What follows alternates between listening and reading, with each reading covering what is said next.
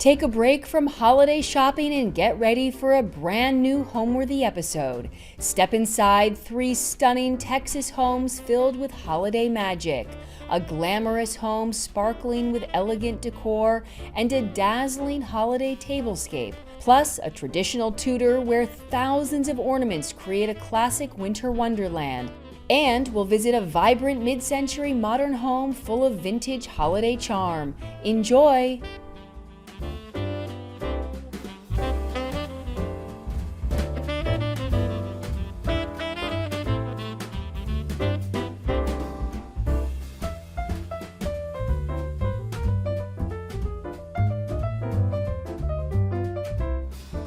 You're watching Homeworthy, where we believe every home has a story.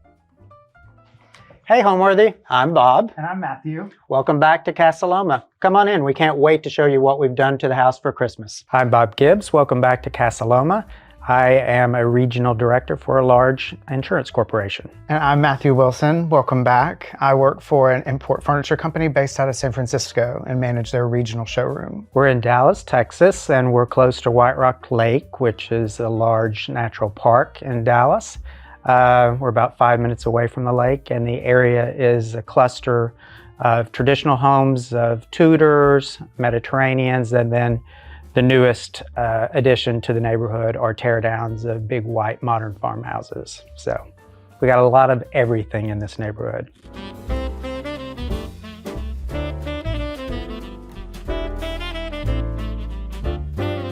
Well, welcome back to the living room entryway. I heard lots of you from your comments on the first round of my lack of entryway.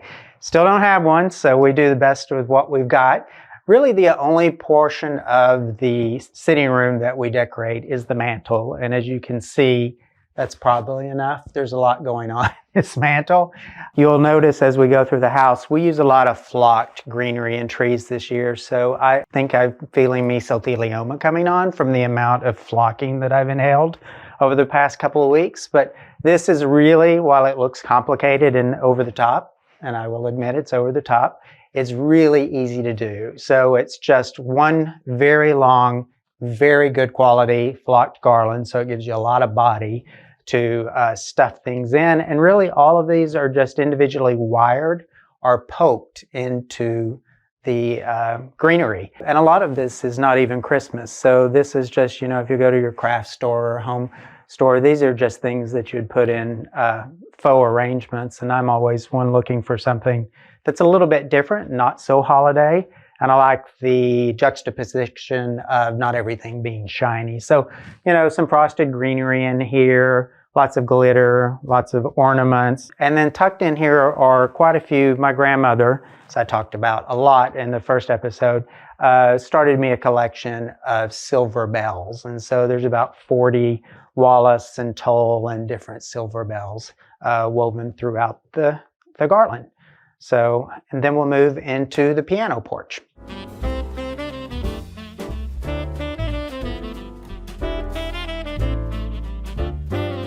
All right, we're back into the music room, or as I affectionately call it, the piano porch. And I'm a big fan of tabletop trees. So if you haven't tried one, you should really do yourself a favor and try one.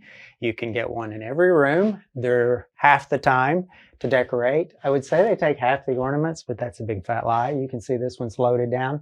And this one I have called my Bergdorf Goodman tree because really, with the exception of the tree itself, all of the ornaments on this tree have come from Bergdorf and are primarily Jay Strongwater, who started making ornaments, I think about 10 or 15 years ago, and I just couldn't get enough of them. And so all of these are Jay Strongwater with the exception of a couple of antique pieces scattered throughout. But I just love the detail, the old world kind of work that he does on his ornaments. Funny story, I had started collecting these about 15 years ago, and I was literally buying, you know, one a year, two maybe if they were on sale after the holidays. And I had my family over, my extended family over for Thanksgiving dinner, and the house was decorated for Christmas and a different tree, but I had started this theme. And one of my cousins said, "Tell me about that ornament." And I said, "Well, it's a designer named Jay Strongwater." And she said, "That looks expensive." And I said, "Well, they're not cheap, but you know, the quality did the spill, and she just kept pressing, and finally asked the price. I'm not going to tell you, but her response is, I could have bought a washer and dryer with that. So it's just funny that, you know, as your collections grow, I try to buy less and buy more quality. So every year I'm buying fewer ornaments, but I just try to up the game. So that's my recommendation. Find a designer of ornaments or something that you like and just build that collection over a year. There would be no way I could go out and buy these or afford to buy these all in one fell swoop. So I just love this tree because of the whimsy of the animals and kind of the old world candles and everything that comes along with it. I just think the work he does, you know, with the beading and the high-low effect of his ornaments is just gorgeous. We live in a 1928 Tudor revival, so it's one of the original homes to the Lakewood.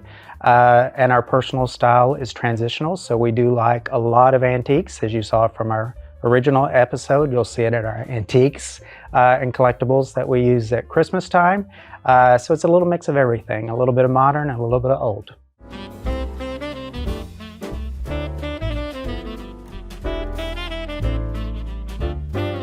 Welcome to the dining room. With every collection, we try to reinvent it every year. This year, we opted for most of the primary spaces to be with flocked greenery. This is a beautiful flocked 7.5-foot tree from Porch View Home. Porch View Home, last year I came across them when we purchased the family room tree. And one thing with these collections is that they're very heavy. All these beautiful Polish glass ornaments have a weight to them. And for years, I always enjoyed using a fresh tree, but fresh trees don't typically give the rigidity that's needed for a collection of this size and have it decorated at this density. We paired it with a gorgeous Chinese urn that yet again came from the family room. We decided that the tree needed to be bigger, taller, and more extravagant. And so then it gives it a little bit of lift. It makes it not look so aggressive on the floor, but it's a really beautiful, beautiful trick to to use what you have and then also finish the tree off. Years ago, especially with all these great Christopher Radko, years ago in college, I worked for a wonderful store. And we were, in those days, Starlight dealers were a big thing for Christopher Radko. And we were a Starlight dealer in Oklahoma City. And I really started to hone in on things that I loved. And all these great Santas. This collection is a combination of both Bob and I's collection on the flocked. We have our little Mabel, our little miniature dachshund here. She's not Christopher Radko, but she's pretty special. And then we've added over the years, you know, the ribbon, the poinsettias, everything that helps tie the tree to the room. I'm not a firm believer in that your tree has to match your room, but I do believe that there should be an element that coordinates the room to the tree. Hence, we added this gorgeous cinnamon and chocolate and gold ribbon, which also communicates back through all the furnishing and all of the upholstery in this room. Favorite ornament on this tree for me would be, we've got two different ones. We've got a great strong water dove here, which I absolutely love. I love the colors. And then I love all these great, like this Patricia Breen Peacock Santa. She is just so beautiful.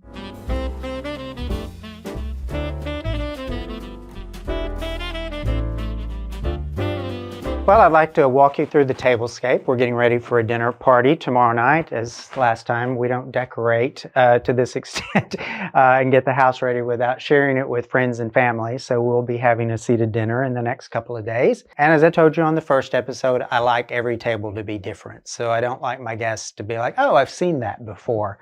It's getting to be challenging after a couple of years. So we'll either have to keep buying or recycle and hope their memory's not so great.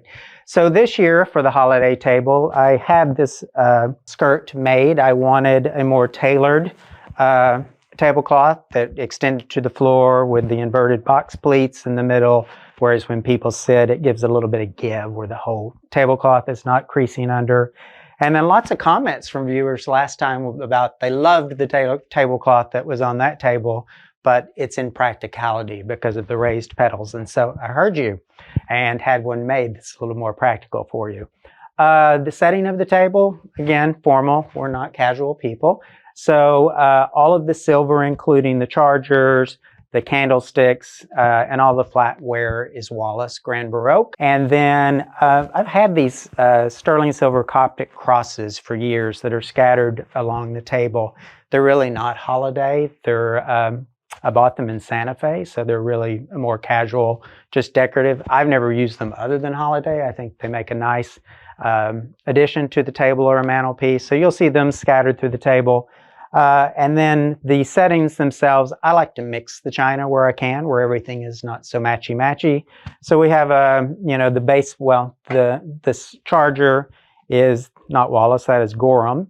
And then the dinner plate is Lennox. And then the salad plate is Fitz and Floyd St. Nicholas, which I'm not sure they make that anymore.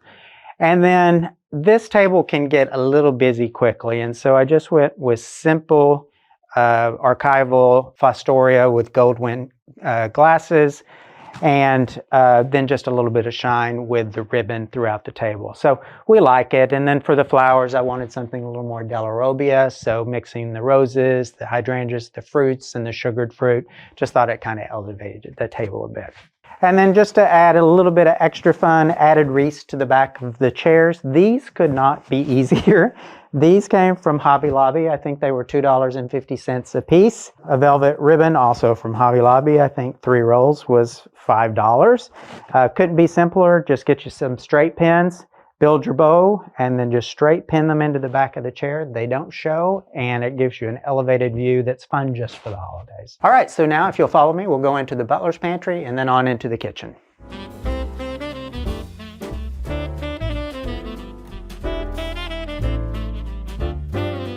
All right, so we're back in the butler's pantry, and there was a lot going on the first time you visited us in the butler's pantry. And as you can tell, if you look up at the shelves in the bar, it's gotten a little bit busier. As I said earlier, sometimes Christmas can feel like it threw up on your house, and that is not always a bad thing. So I just decided, with all this amari that we have in these shelves, that why not, you'll see throughout the house, I like putting Christmas ornaments in bowls and vessels and things. I think it's a really easy way to get some holiday without everything being holiday. And so I just ordered these on Amazon because they're really difficult colors to find. So the gold, the blue, and the orange all kind of mimic what's going on in the amari, and love kind of how that looked. And bring it down to the bar in the same colors. And then for guests, coming over, we always have a little treat for you to take on the way out. So these are the most delicious sugar cookies in the world. I wish I could tell you I made them, and I would be a big fat liar. These come from J. Ray's in Dallas, and if you have not tried her bakery, you should definitely check it out because she makes delicious things. And I'll be sending some of these home with the Homeworthy team. And then also on my marble girl, which I just love, we always just put a little sterling silver placket with a season and a ribbon, just something very simple. I see people put scarves on them, and I thought about this year, but I don't like to copy people. So now if you'll follow me into the kitchen, I'll transfer it over to Matthew, who will talk about the decorations in the kitchen.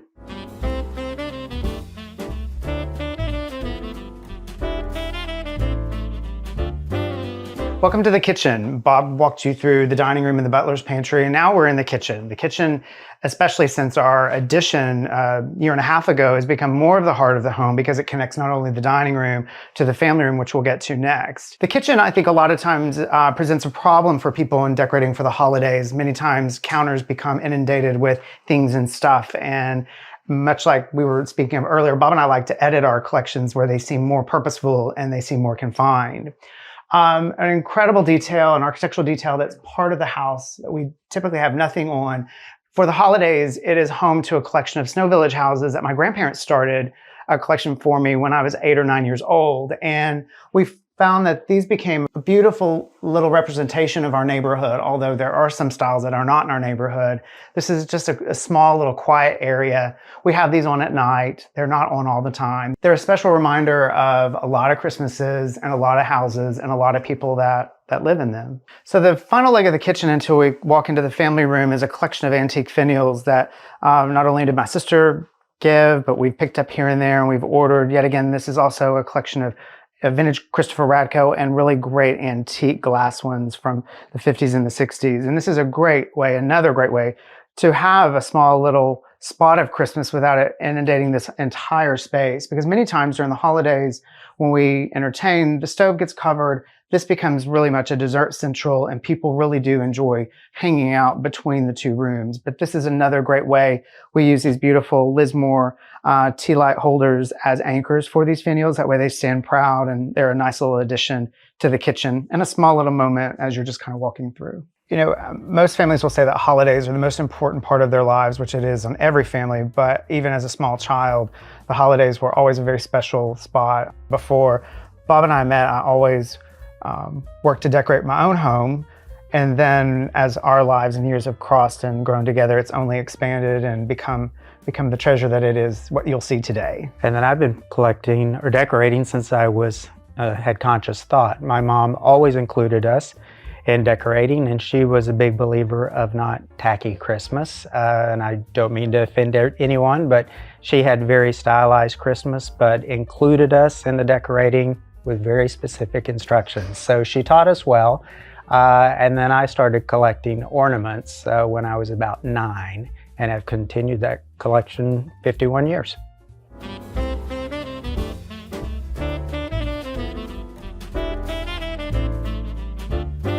We watch a lot of episodes and I find a lot of different adjectives that people use. This is my favorite. This is the most extraordinary.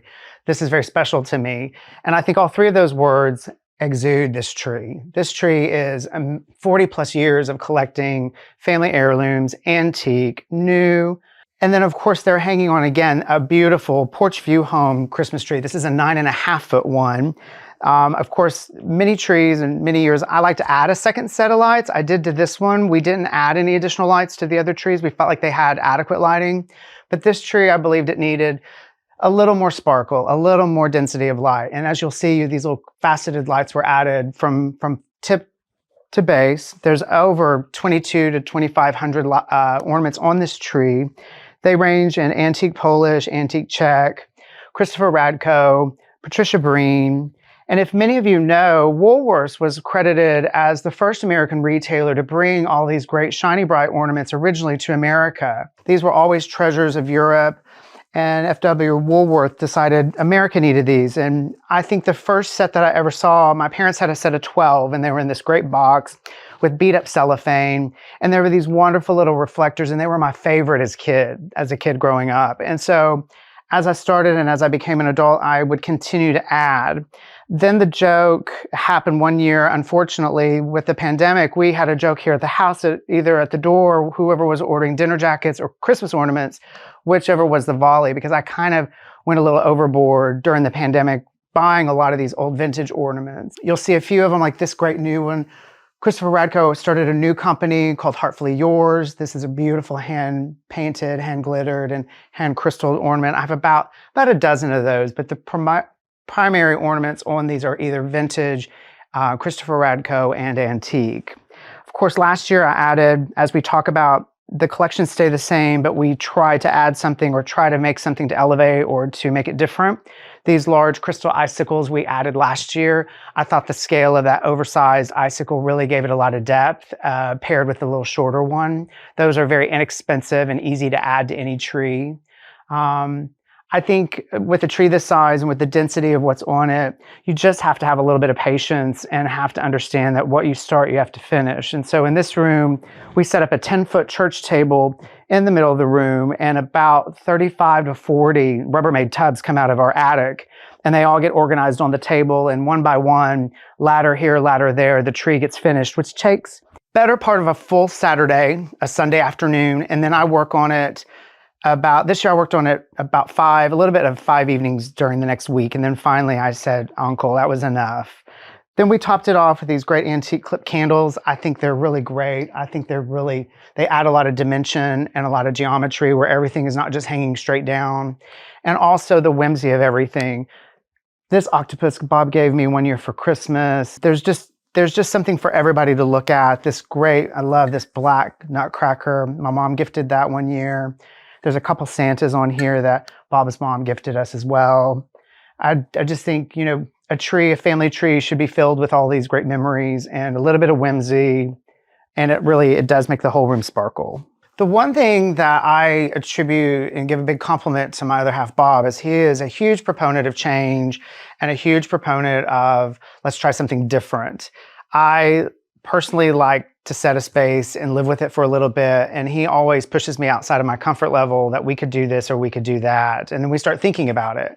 These chairs, you'll notice, are different. We had an antique pair of English chairs here before. They really just were very impractical, although they were covered in that wonderful period jacquard tapestry. These are much more comfortable, and they actually allow people to sit in instead of perch on. These are a gorgeous cut velvet, ebonized mahogany from Taylor King. Taylor King is an American-based company out of North Carolina. They make an extraordinary upholstery line. I've used them several years over the years where I've worked, and they actually help balance out a lot of the scale of the room.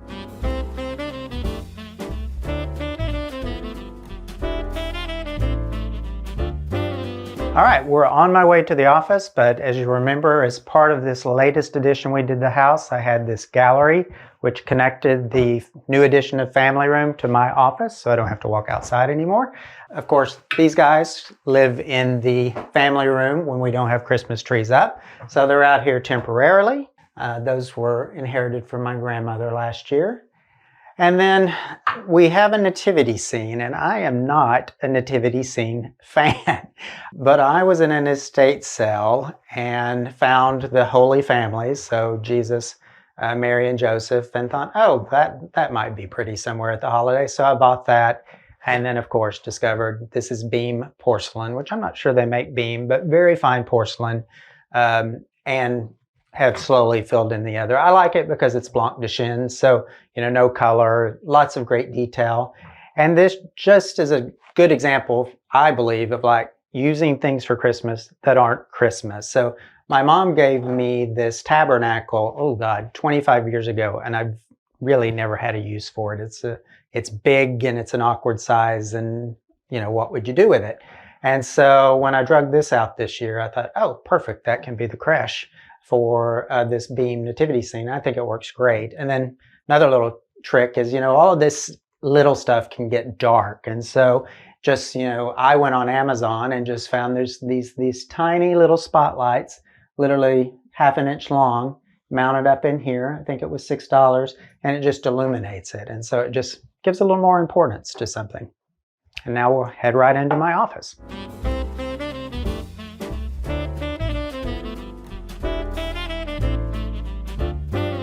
Well, welcome to my office. We didn't get to see this room on the tour last time, and I feel incredibly fortunate. I work from home, and of course through COVID, everyone worked from home, but it is such a nice luxury to have a dedicated office.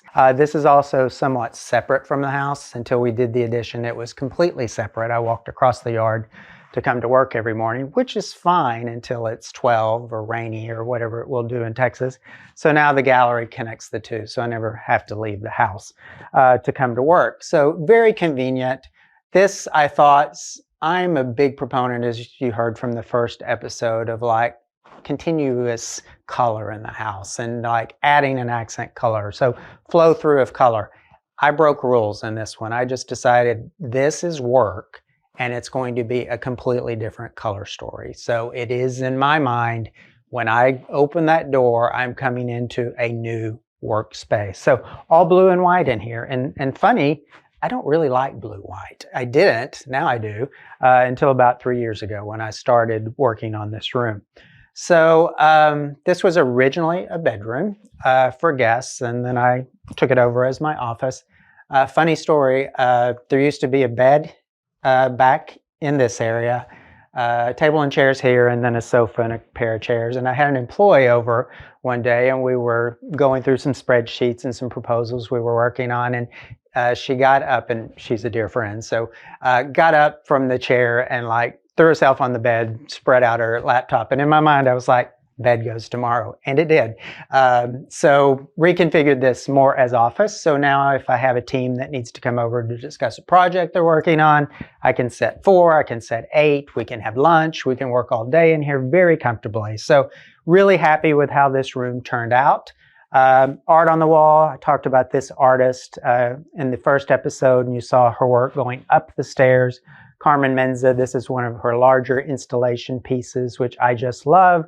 And then the back wall here, I was at our favorite antique store, Nick Brock in Dallas. You should go visit Nick if you've never been to his shop. It's museum quality stuff that is just mind-blowingly beautiful. And he had an installation of these Italian brackets and these faience animals. Now, the pricing was well beyond Bob's means. And there was a reason for that, you know, very fine porcelain and much better brackets. But I thought, you know what, I can take that and I bet I can replicate that for not that much money.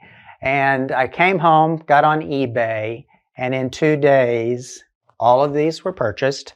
And in a week, they had all arrived and all went up. So, you know, you can see something and there's high, low.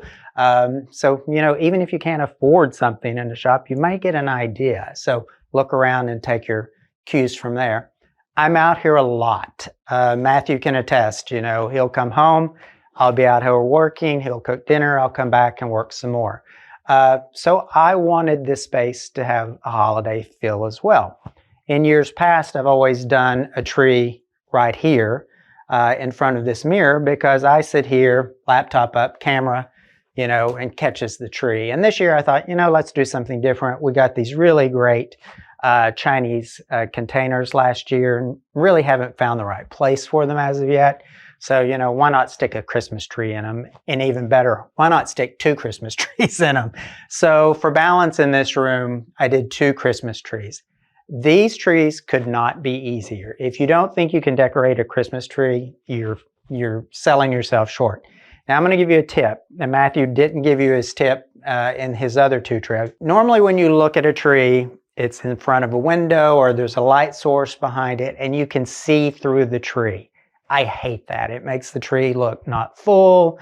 You see, especially on an artificial tree, you'll see the armature sometimes. And so we stuff these, all of our trees. So if it's a green tree, it will get stuffed with more greenery. It will get stuffed with tacky glitter tinsel because when you stuff it in there, the light just catches it behind an ornament and gives you a little twinkle.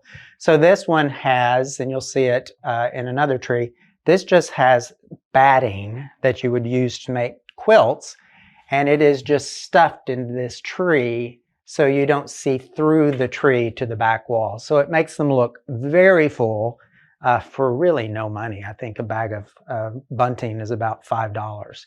And then the rest of these, I'm going to give away my secret. I didn't have these trees out here, and so I just thought, well, I'm going to put up some trees this year.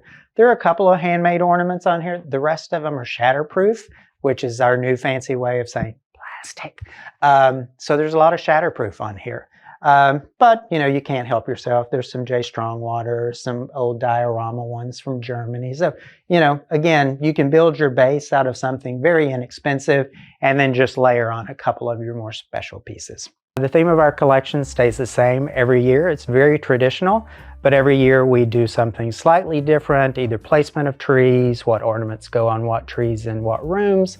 But I would call this a very traditional Christmas. And many of the things stay the same. So the family tree behind us is a little bit of J. Strongwater, lots of Christopher Radko, and then vintage German, Czech, and Polish ornaments that we collect throughout the years. So this year, you know, we did change up some trees. Some trees are exclusively one designer's ornaments, where you could see it in its totality. So we tried to group the collections this year instead of spreading it through the house.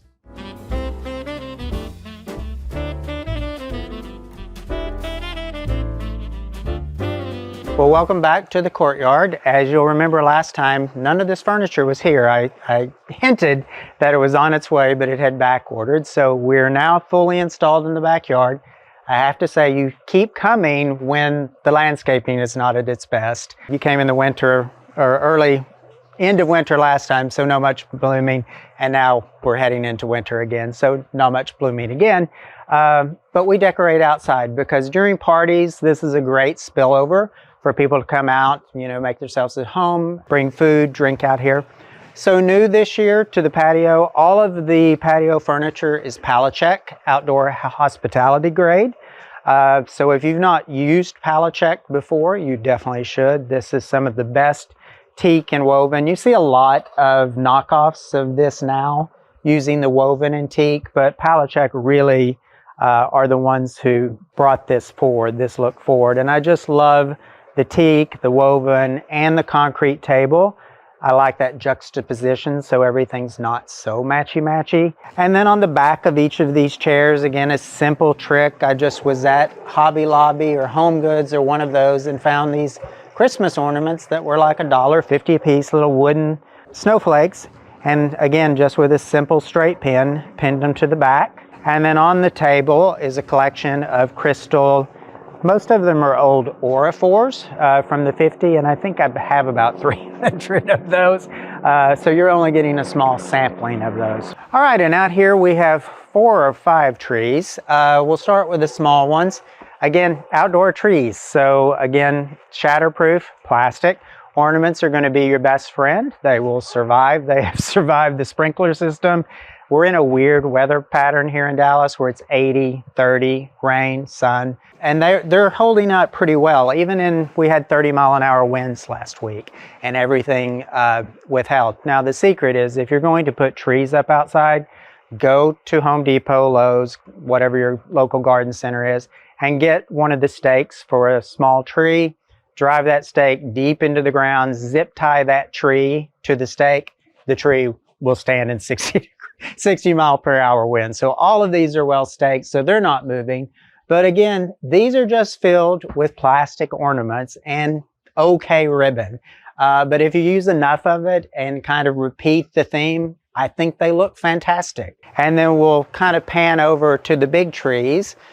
We have 2 8-foot flocked trees. I was not going to put these up this year. And my aunt called me and said she had bought a new Christmas tree on Amazon and she unboxed it. It didn't have lights on it. She was returning it. They sent her 2 instead of 1. They wouldn't take them back. They said, just keep them. So she gave them to us. And I thought, well, we'll use them outside. If they survive, they survive. If they don't, they don't. And again, we just repeated this color story out here of the blue and white. So again, all of these ornaments, I hate to give my secret away.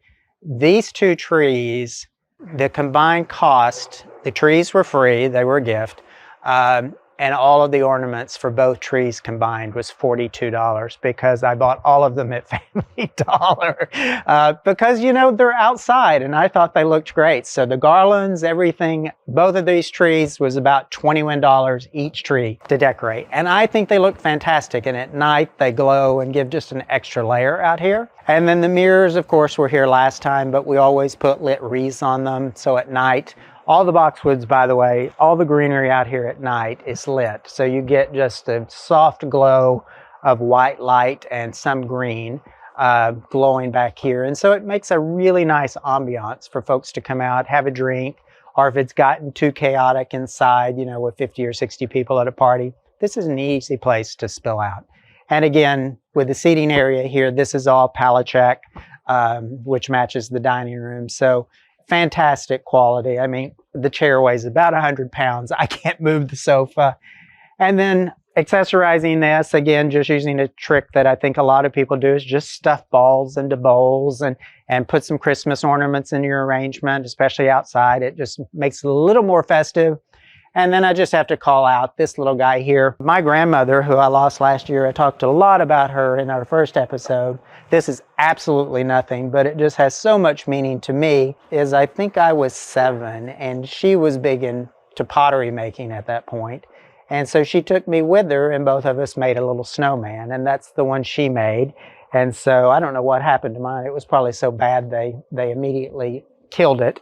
But I love having that out there. That reminds me. And then, of course, our giant snowman holding guard over the trees came from Horchow. I think they still make him, possibly even a bigger. And then we'll be adding, we didn't quite get through with the lights.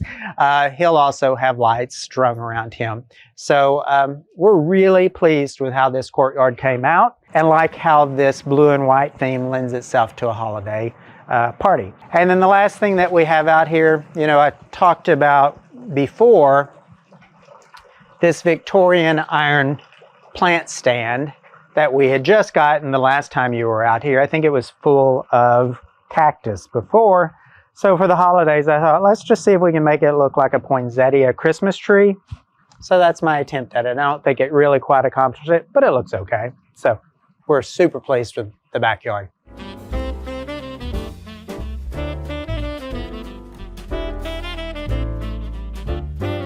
All right, so welcome to one of our guest bedrooms. You didn't get to see this room in the first episode, so I'm glad y'all are back to catch this one. This room is a problem for Bob. When I moved into this house, this was the primary bedroom and looked very different. I had a different aesthetic then. The problem is these are 100-year-old plaster walls, and this room particularly cracked every year. And so every year, plasters came out, scraped all the crumbling off, replastered. Next year happened again. It's the hot and cold. And so I thought, I'm through with that. And so I did something that is very out of fashion, which is upholster the walls. So this is fabric on the walls. And I wrapped the entire room in this, I think, great chinoiserie gold and tan fabric, and really wrapped everything. So the settee is in the same fabric, the cornice over the bed had custom bedding made out of it, and then just added in some matelassé and, some Schumacher silk and wool just to kind of, give it a little extra oomph. But I really like the glow of this room. I talked about how much I like gold in my first episode, so this is definitely our gold bedroom, and this is by far the most grandma room we have. And I don't mean that in a negative way. This is a lot of grandma's things. And so really all of the figures you see are the porcelain. I would say everything in this room has come from a member of Bob or Matthew's family. And so, this is I'm not sentimental about things, but I do come into this room and it does remind me of, where it came from and where she bought it and how she felt about it. So then, about 2 years ago, I guess it was in COVID when we had lots of time on our hand, we decided every room should have a Christmas tree. And so this room has a Christmas tree too. So when I was thinking about the tree for this room, obviously I like gold. There's a lot of gold in here, so why not just layer on more? So this is a gold tinsel tree. I talked about tacky Christmas earlier. I might classify a gold tacky tree as gold tinsel to be tacky. Again, what do you do with it to kind of cut down on that? I think you either go hard and go tackier, or you try to dial it back. And I think I went hard at it. I didn't give this conscious thought, but there's a lot of ornaments on here, and they're a mix. Most of these ornaments are German Kugels. So they're very heavy. They're colors that don't read particularly Christmassy. So you get this salmon and this gold, and then lots of gold ornaments, and some chocolate browns, and just a handful of figural ornaments to tie it all together. But I really like how this gives the room some life. It's consciously talking to the space in the room. I don't think your Christmas trees have to match the room. This one definitely does, and I'm pretty proud of it. And then I took the extra step, and if you go down, all of my packages match my tree in this room. So I think that's, if you want to do something just a little more elevated, you can do that with your packages. It's interesting. Inspiration comes from a lot of different directions, regardless whether it's your everyday collections, whether it's holiday. What inspires each individual is very personal. With our collections that we have, they all stem from childhood. They've grown into something a lot more extravagant, but also too, the inspiration from all these beautiful trees are a lot of memories and a lot of family connections and a lot of time gone by and a lot of beautiful memories. Normal Christmas starts the day of Thanksgiving or the evening of Thanksgiving and normally takes about a week to go up. With Homeworthy coming, I'm going to say it took us about 3 weeks this time. We started early, like everyone in America. I think everyone in America needed Christmas this year because lights are up, trees are up way before Thanksgiving, so we didn't feel so badly. But I think we started November the 7th this year, and we finished last night on December the 2nd. So yeah, a couple of weeks. To answer what's the best part about the decorating experience in the home is is the process. We both are very process oriented. We both like to cut off more than what we think we can, and we divide and we get it done. And when all the boxes go back to the attic and everything is clean and everything is ready for company, and you can walk around, or many nights I'll sit here in the family room long after Bob's gone to bed and just sit and look at the tree and the joy that it brings us, but also we decorate the outside of our house, and our neighbors stop us repeatedly or leave notes on the door in the mailbox about how much joy it brings the neighborhood. And that personally I think is more rewarding than any of the extravagance of it all.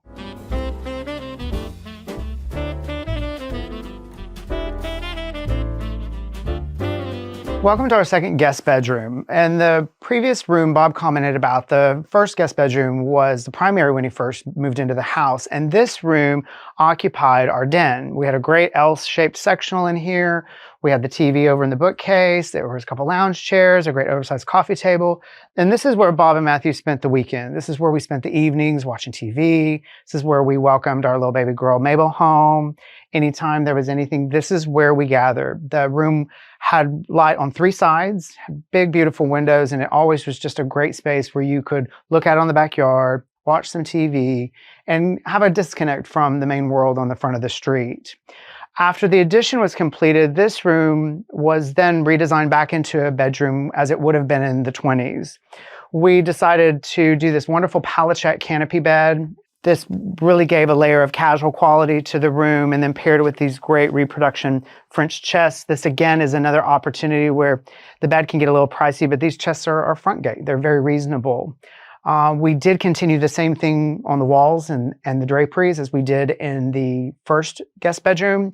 The walls are entirely upholstered with matching linen draperies with great hem tape and a great fixed panel with these great bamboo shades. The one thing that we enjoy about the upholstered walls is that it gives a layer of privacy and it gives a layer of peace and quiet. Although the density of the plaster helps, adding a layer of batting and adding a layer of fabric to a room, it really becomes kind of a cocoon, which is great, which is really great. The artwork over the bed is a favorite of Bob's. We found a home for it there, which is a really, really, really beautiful piece. And then behind me, we can pan over, there's 2 beautiful watercolors. These are pieces that he painted many, many years ago. His own hand. These great Majolica plates are from his grandmother's estate once she passed. And then of course, one of our beloved dachshunds at the bottom who's gone to live on, kind of rounds out this wall, which I think is a great collage and a great way to display similar colorways of art in a very, very structured way. One of my favorite things, years ago, I worked for a lighting company, and I would love to go on a haunt.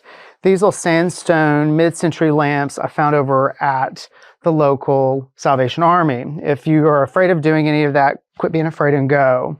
These originally had bad walnut stems and these horrible onion skin shades. I think they were half of half. They were ridiculous. I think I bought the pair, told them to keep the shades, and I bought the bases. And then I took them to the workshop, had them take off the wooden stem, had them out acrylic, and then these great custom foil and silk shades were made. And in fairness, they stayed in a closet for easily 5 or 6 years because I never really had the spot for them. And then when we redesigned this space, they just found the right home, and they just are a really beautiful way. That foil shade casts the light up and down, which is, I think, very serene and very, very, very calming. As we round the room, the bookcase is original, but before it was only a 2-bay. The 3rd bay, before the addition, was an enormous window that mirrored the ones over here on the other side.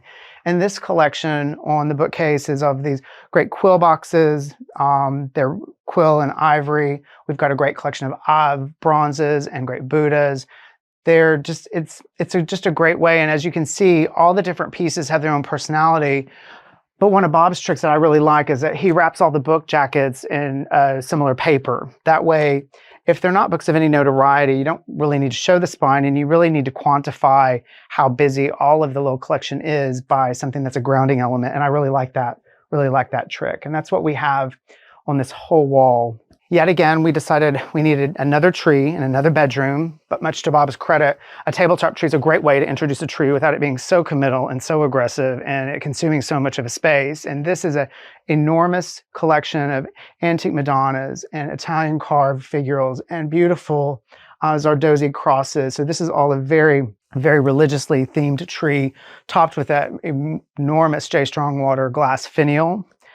Then one other thing that's very special to Bob, this nativity, his grandmother had an enormous collection of Fontanini, and in one of her powder rooms, she had a whole wall full of brackets that covered the entire wall, and that's how she had all of her Fontanini displayed. That way she can enjoy it year round. It was not a seasonal item. It was something of her daily life, and when you went into that powder room, you saw this enormous collection, and during, when we had to pare down the estate, we walked through and we chose things that we knew that we might want to use for the holidays and in remembrance of her. And then lastly, great pair to anchor the great Palachek bed of these beautiful Palachek spa chairs in a beautiful Asian cut velvet with a linen ground. I think the cut velvet really elevates the woven quality. Many people think that woven furniture cannot be executed in a very refined way, that it's all super casual and it's only reserved for sunrooms. But I think when you do add a luxe fabric or a great trim, or you pair it with other things that are a little more dressy, it really elevates. And now we're going to walk through the house and we're going to go upstairs to the primary. I think Bob's up there with our little girl.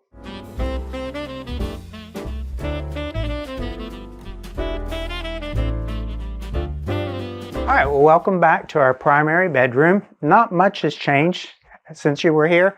Added, some sparkly pillows for holiday.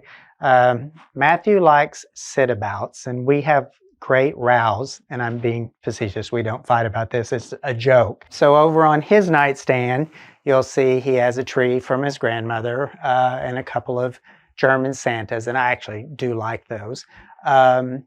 But he loves to sit about, and we joke about like how many were allowed or how many he's allowed.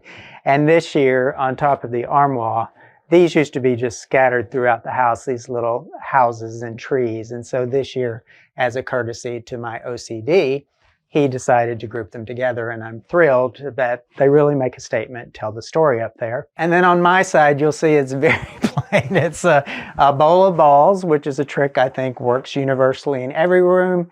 And then just a little German figure who's new. I'll talk about that artist in just a moment. So very simple because, as I talked about last time, this being our primary bedroom, my goal is for it to be very warm, very layered, very tonal, but luxurious. So you accomplish that through, a different number of textures and shine on fabrics. You get a real heavy linen that gives you a different layer, and then the trims that you use on your chairs, pillows, and drapes. New addition to the room this year is we have not had a tree in the primary bedroom before, and this year I thought we're going to do it. Number one, I knew Homeworthy was coming back, but really I had started collecting an artist who, and I consider her an artist, all she makes is ornaments. And they're all of these well, they're not German because she's American, but they're replicating, the German and Dresden, all hand-spun cotton and wool ornaments, from the 1800s. And I discovered her at Bergdorf. The name of her line is Vintage by Crystal. And you can either find her, if you're in New York at Bergdorf, I highly encourage going to see their holiday display. It's just magnificent. But she's also on Etsy. So now, every year I'm buying a handful of them. They're not inexpensive, and yet they're not unattainable. Most of them range $65 to $150 a piece. And so, and I know that's a ridiculous amount for a Christmas ornament, but what are you going to do? But I just love how she does these in the traditional way. So, if you look at the guy in the plane, all of this is hand spun wool. I just don't know how you do that. And then everything is handmade. The propellers work. It's covered with real mica, so at night, it catches the light and flints. And so all of these ornaments are Vintage by Crystal. So check her out on Etsy. Her stuff is just amazing. And then as we go up the stairs, you know, I love my little cause figures. I talked about the whimsy and joy they bring me on your first visit here. And I think Christmas should be a little bit of fun. And so this year, as I was walking up the stairs one day, I thought, my little guys need something Christmassy. So as you go up, you'll see all of them have a little wreath. Again, it's a little bit over the top for Christmas, but I think it's very quiet. Not very many people have noticed it so far, but it makes me giggle every time I go up the stairs to see them all holding their wreaths. What home means to me, home is a place when the door is closed and it's just the 2 or 3 of you with the dog, with dinner. It's a place of refuge, it's a place of solace, it's a place of comfort, it's a place of safety.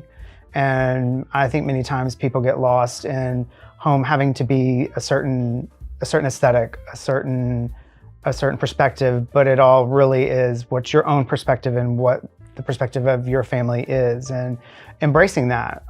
We do have a little more traditional home than what a lot was on trend currently, but that's what is comfortable and that is what we find to be appealing.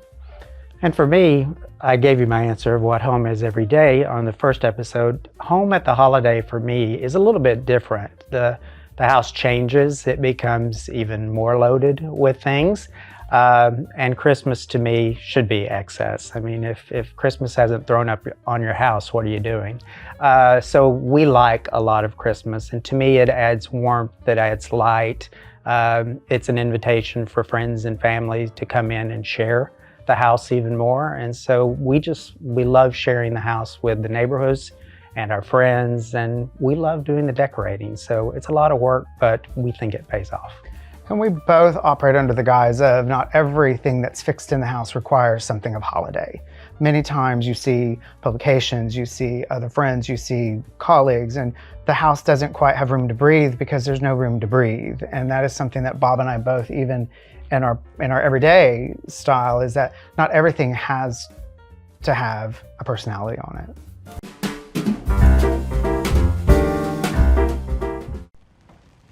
Hi Homeworthy, it's Courtney Pettit. Welcome back to my house. I wanted to show you how we're decorating for Christmas. Come on in.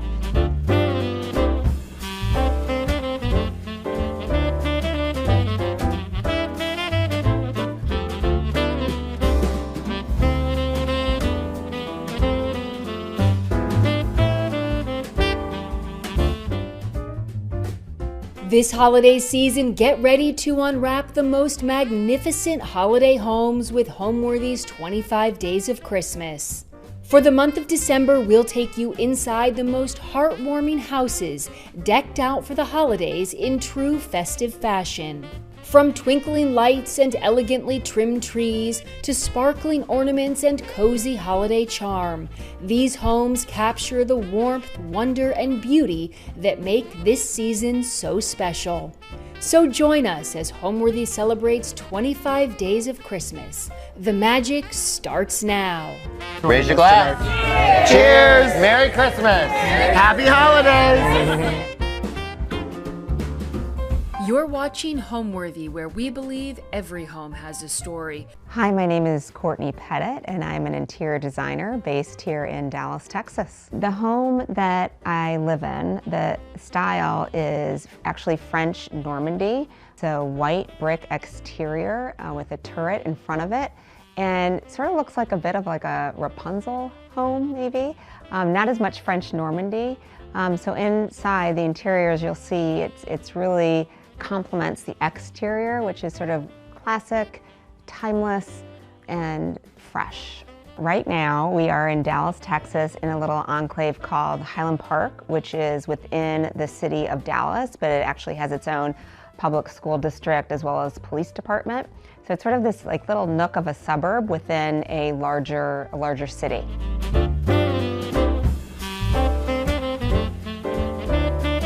So welcome to the formal living room in my home, where I want to show you where we spend Christmas as a family. This is where we open presents and spend Christmas morning together with a fire that is currently on right now. So some of you may have seen my original Homeworthy tour, and you've seen this room. Not a lot has changed since you saw it previously. When we moved into the home, all we did was we painted the walls. We did a fresh coat of paint. We got some new furniture in here. We got my favorite sofa that's curved from Trading Treasures in Lake Bluff, Illinois. And it's become a formal space, but again, it's comfortable and it's where we live every day. So if we go over here, I want to show you the tree, which is my favorite tree. And it's a little bit, this year, it's a little bit of a Charlie Brown tree. It's a little bit short. It's not as full as I'd like it to be, but that's the fun with having a real evergreen tree here in Dallas. It really gives the house a nice scent and really feels like Christmas.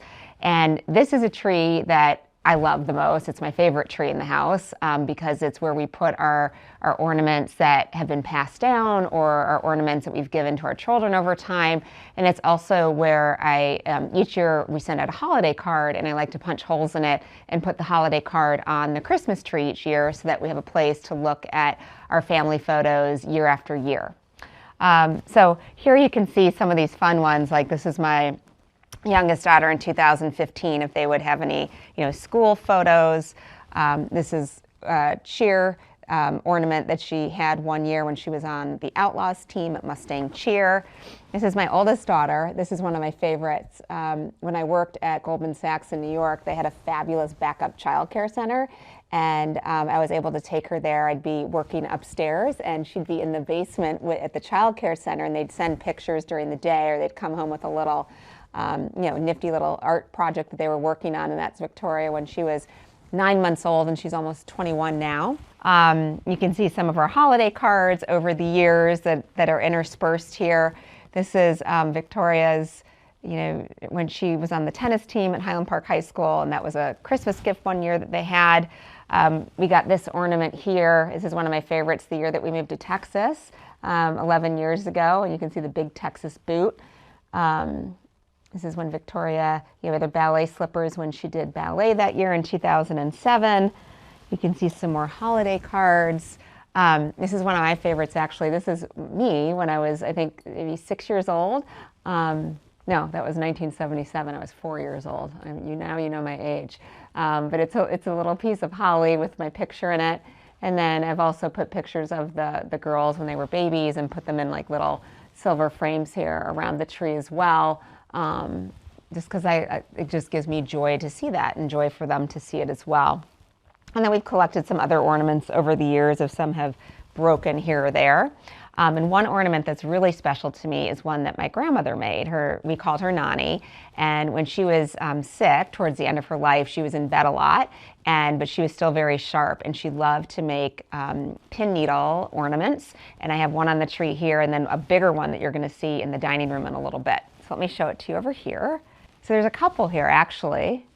Here's one right here, and it would be like a styrofoam ball, and she would take ribbon and yarn, and then she would put different pins in it just to make them festive and pretty.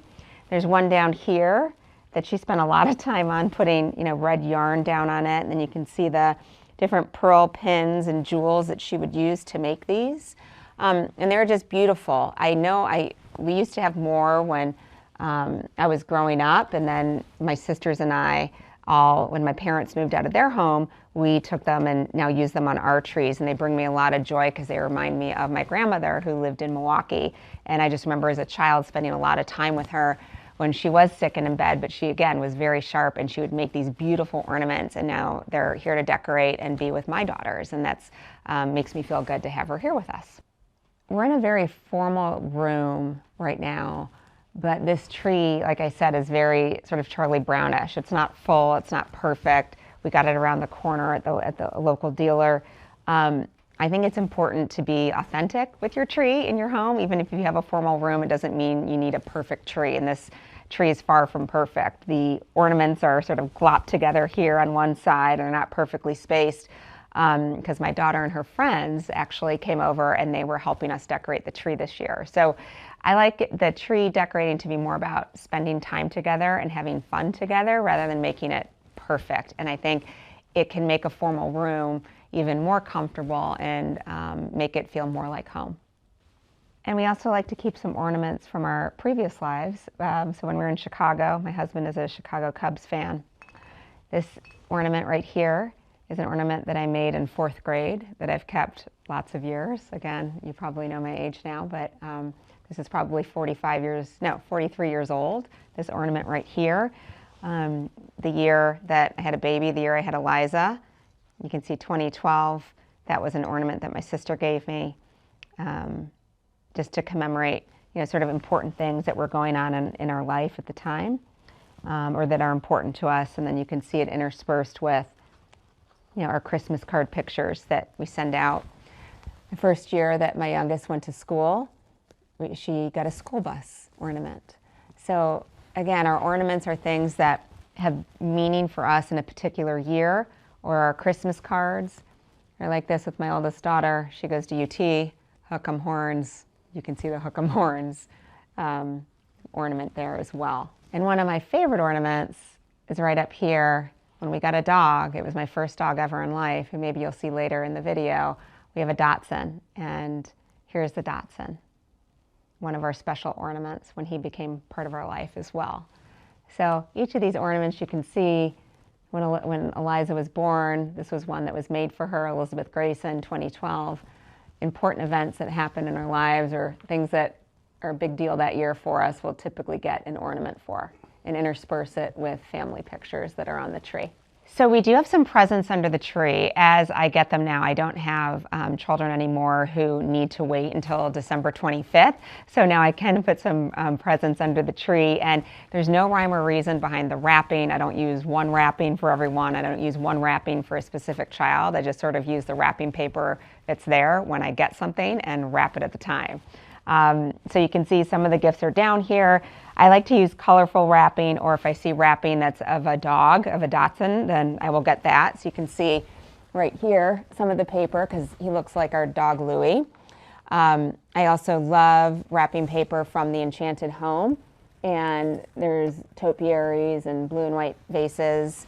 But the best wrapping is when the store actually does it for free. I love those stores. And you can see I was in Florida and went to Hive and got my husband some stuff, and not typically paper that I would choose with the gray wrap, but they do it for free. So I'm all for it. So on the fireplace over here, I want to show you the fire is on. And when we moved to this house, when we did this room, I did get some new stockings, because the ones I had were red before and sort of short, and they needed to go. And so I had these ones made that sort of went with a little bit of the decor of the room and had our names put on them. And this year we've got some garland up. I had some of these chocolate bows made that go right here on the end of the mantle. And these silver pine cone trees were from my mother. I took them from the house there. And you can see everyone has a stocking. So Charlie, Courtney, Victoria, Eliza, and when we got Louie, he couldn't be left out.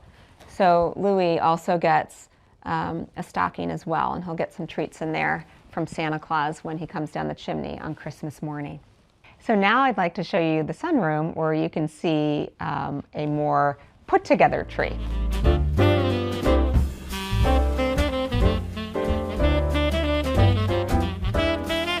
So now we're in the formal sunroom, and this room is very pink and green. So it's an homage to the town that I grew up in. And you can see for Christmas, again, I thought fake trees when I was growing up just belonged in department stores, but when I moved to Dallas, I saw that everyone had them. And this room, I thought, deserved its own Christmas tree. So I went and purchased, this is the first one, a fake Christmas tree, and got these pink and green ornaments and these sort of pink fillers to fill it in, and thought, wouldn't it be fun to have a really whimsical pink and green Christmas tree to go in this very whimsical pink and green room. When we moved into the house and renovated, this room actually originally was a patio, a brick patio. So if you look on the floor, you can see that it is still brick, and we painted over it white. And we turned this room into what was previously like a bar area right here where the Christmas tree was, and it was really used as a family room by the previous family. We wanted to make it more of a sunroom, so we took the bar out, we put some new windows in, we put trellis all over around the room, and did a lot of millwork and molding in here, and used and repurposed a lot of furniture that was at my mom's house, or my parents' house growing up. So the sofa that you'll see here in a little bit, I recovered it in a Schumacher to make it a little bit fresh and again, whimsical, kind of an old-fashioned 1970s print, and took some French chairs, painted them white, and also put the Schumacher fabric on it. You'll see in a little bit, I have a game table, and that I had made. I do like to, if I can't find something I like to have something custom made. And so I had the table made in a Greek key pattern to pay homage to my culture. My mother is Greek, and you'll see that sort of throughout the house. So the tree, there's not much to it, I have to tell you. I went to a wholesaler and got a bunch of pink and green filler. I bought this white flock tree. Again, this is something I thought that was only in department stores, and apparently now they're in homes, my home, and just got a bunch of pink and green ornaments and stuffed them in. I got various sizes, large, medium, small, to give it some dimension and some depth.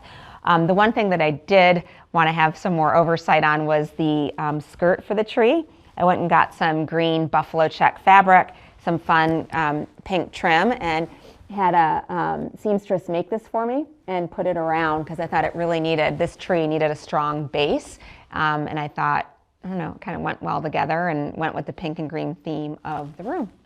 So here's the game table in the room, and you can see right now there is a Santa Claus that was actually, or is actually, a punch bowl that I've repurposed and used to put a mini evergreen tree in from Trader Joe's. He's a great tree. I have a bunch of them around the house. I think they're like $14, and they're a fun way to spruce the house up and make it really festive for Christmas without spending a ton of money. And I just put a little pink bow in there to match with the rest of the room. This is the table I was talking about that I had made. I had the green made to sort of match the green that was in the sofa fabric. I got these chairs. I thought they were really fun off of Facebook Marketplace here in Dallas, and then had them recovered with a green seersucker silk brunchwig chair cover. On the other side of the room from my game table, this is where I work and where I have my desk. This is actually my father's desk. It's an old pine desk, and this is where he would work from home, and he had it in there in our sunroom in our house growing up, so it's found a place in my home in the sunroom today, which I love reusing. And on here, again, you just can see another shot of the lattice that we have in the room, and then I've just got some samples here for a project that I'm working on actually in Chicago. I've got some rug samples and some trim samples that I'm looking at. And again, I like to be inspired by nature, and here you're going to see a lot of animals. I like frogs a lot. I have a ladybug on the table here as well. You can see a lot of elephants in the room as well that I use as side tables. I love whimsical ceramics, and I love incorporating them into the rooms. I think they're fun. I think they make for good conversation, and they just make me happy. My style is probably more traditional, a little bit more classic. I like to use color. I like things to be happy. I like things to flow from room to room, so you don't walk into a room and think, oh my gosh, where does this fit into the rest of the house? I really like it to flow. I tend to lean on the side of more formal. However, it has to be comfortable. Every chair has to be able to be sat on. The tables have to be able to have feet on them because that's when family is comfortable, and that's where they like to relax. Okay, now I'll show you to the dining room.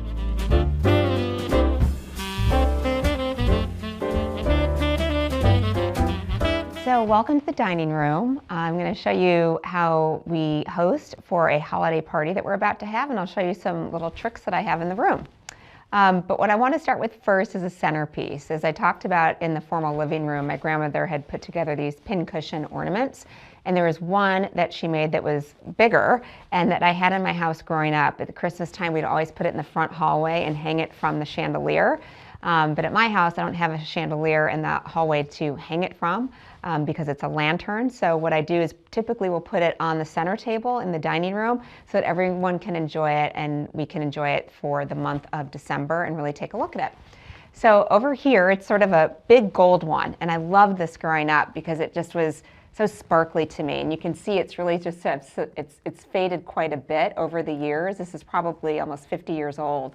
But it's a really beautiful one where she had taken, this gold styrofoam ball, painted it, and put all of the pearl and, sort of fake little crystal pin cushions in here and really made something so pretty.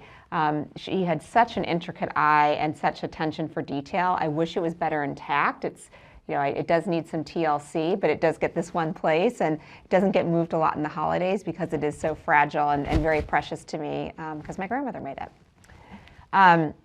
So the table's a little bit whimsical. We are going to have some friends over for dinner, and on this one, what I've done is taken some clementines, which I love, and we'll use that to pour champagne in them, and people will typically eat them. So it's a fun little treat that I like to do around Christmas time, and then I just scatter the rest of the clementines and use it as the base of the centerpiece. And obviously we'll reuse those because we'll eat them. What I think is really important to do when entertaining, whether it's during the holidays or not during the holidays, is to get as much done in advance that you possibly can so that the night of you're relaxed and you are enjoying your guests as much as possible. So that means getting everything out, doing a meal that is easy for you, and what is easy for people is very different. I can only do really like one course. I can do a lasagna, I have my husband help with a salad, and then typically I just need, for dessert, I can only handle as much as like ice cream and a hot fudge sundae. That is not my forte. I enjoy the setting the table and I enjoy the cleaning up as well. So we'll get as much done as we can. I want to show you a little bit of detail of the table. On the table, the tablecloth, this beautiful linen one is from Marigold Living. She makes beautiful, beautiful pieces, and this one is a little bit more formal, which I like to use around Christmas time with the ivy and the vertical line that you can see going along the table. I then have these a little bit Christmassy Fenwick and Fields placemats, and you can see that they have little oranges on them, or clementines, I'm not sure which, but they go with the theme of having the clementines at the center of the table. I have heron dinner plates. These are Rothschild bird. I actually got them at an estate sale here in Dallas. And the silver is something I registered for when I got married and was lucky enough to collect them. And then these little whimsical, I like having fun napkin ring holders. They're these silver plate ones. These are old now. They don't make them anymore. They're old Reed and Barton, but there's one here that's a sort of fun frog that's hanging to his side, and got a peacock you'll see over here, and you'll see a bear trying to get some honey. But I love using whimsical napkin ring holders because I think they're a fun conversation piece when people are sitting at the table, untying them and then sitting down. It makes them feel welcome at the table. On the napkins, I actually had these made. I did Kappa Tablescapes earlier this year, and so set a formal table, and I had these napkins made and designed to actually match the plate. So you can see there's a bird here with on a branch that's matching the motif that you can see in the dinner plate. The rest of the table, very relaxed. You can see some of the silver pieces I'll use, again, more formal because it's Christmas time. Very simple flowers. Doesn't need a lot right now because it's a more formal table.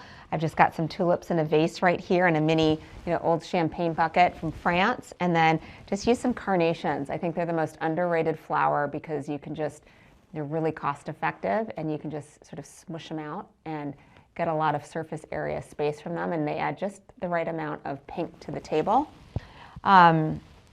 For the wine glasses, I have these are etched glass. Those are vintage. And then I have these little compotes. So little champagne glasses where champagne will go, and again, where the clementines are. So really like the table to be fun, festive. This one is a little bit more formal, but it's the holidays, so we do go a little bit more formal at the holidays. And the point is just to make it fun and, again, get as much done as advance as you can when you are entertaining at the table. Let me talk a little bit about the chandelier. It has traveled to many different states. When I moved to Chicago, my mother had gotten me the chandelier. I finally had like a larger space. I wasn't living in a New York City small apartment anymore, and had a formal dining room when I moved to Chicago. And she said, you need a proper chandelier. And so she purchased this chandelier for me, and it made 2 moves in Chicago with me. Then it made the move down to Dallas, and this is the 3rd home in Dallas that we've lived in. So in a period of about 12 years, the chandelier has seen about 6 dining rooms, and hopefully it's the last dining room that it will be in. So the chandelier, it's antique, it's vintage, it's meaningful to me because my mother bought it for me, and it's something that she wanted. It was, I think, her way of saying, I want you to have an elevated dining room, I want you to have a formal dining room, and make sure you use it. So right now we're at the banquette, and on here, what I have is a formal silver tea set. I love the way this looks year round, even at Christmas.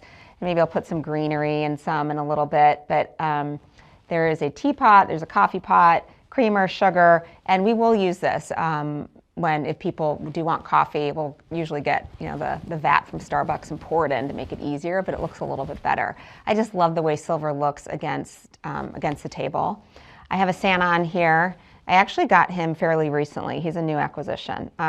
Whenever I get my Christmas gear, I always go after Christmas to buy for the following year if I want to add anything, because that's when you can get it 50 to 75% off. Don't tell anyone my secret, but I don't believe in paying retail price for Christmas goodies, so buy after the holidays for the following year. I just love this one. He was white, he's happy, and I wanted him in here this year. You can see there's another Santa Claus to the right of the banquette right here. He's a different look, but he's happy. And I love these Santas that are, come bearing gifts and just look like they're happy and they're fun and festive at the table. I have some antique fruits here that I got at auction.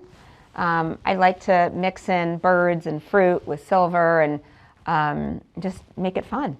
So the mirror above the banquette was actually gifted to me by the children of the previous owners. So we were fortunate enough to buy this home about 6 years ago, and there were 5 children that grew up in the house at the time. They were the second owners of this house and lived here for almost 65 years. And one of the daughters, one of the 5 daughters, or 5 children, had gotten this mirror from her grandmother, who actually lived around the corner. And she said, we don't have a place for it in our home. We would love for you to keep the mirror and hang it in the house in Dallas, I should say, hang the mirror in the dining room. And so I really felt like I was the steward of that mirror and wanted to put it up in the dining room as thanks to the previous family who were stewards of this home and took such exceptional care of the home for when we bought it 6 years ago. I've really been decorating probably since I've had children. So my oldest is now almost 21 years old. So I really started when I was 21, and it started from when I lived in New York City with her and getting a very small little tree on the street corner, to when I moved to Chicago and had a little bit more space and more ornaments to put on the tree. And it's really something I've built over time, the collection that I have, which is ornaments and Santas and different decorations that you'll see in a little bit around the house. I guess when I've gone into each house, it's become a little bit different. Like, which room do I want to decorate? Where do I want to place something? In the house that we've been in now, that we've been in for almost 6 years now, you'll see that it started with just one tree, but then as I came to Dallas and saw like there were all these beautiful fake trees around, I was like, gosh, they're beautiful ornaments.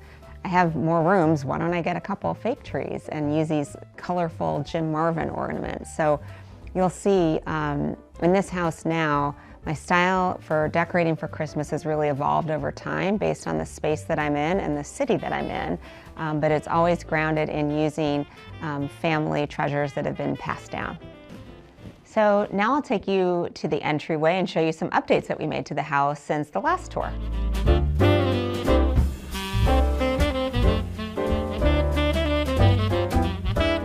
So welcome to the entryway, and I want to show you some updates that we made to this space since the last time you guys were here. So I'm going to start with the table. I got a new tablecloth. Doesn't mean a lot, but I love blue and white and wanted to make it a little bit more festive when you walk into the room. And you can see that the holiday's in full spirit in here. I've got various Santas lined up on this round table to sort of greet people as they're walking in the door. I also use this old silver plate bowl to hold our holiday cards.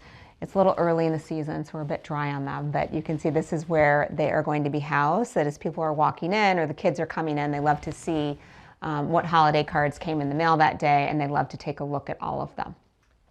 As you come through here, one of the things that we really wanted to do with the entryway was make it a bit more welcoming.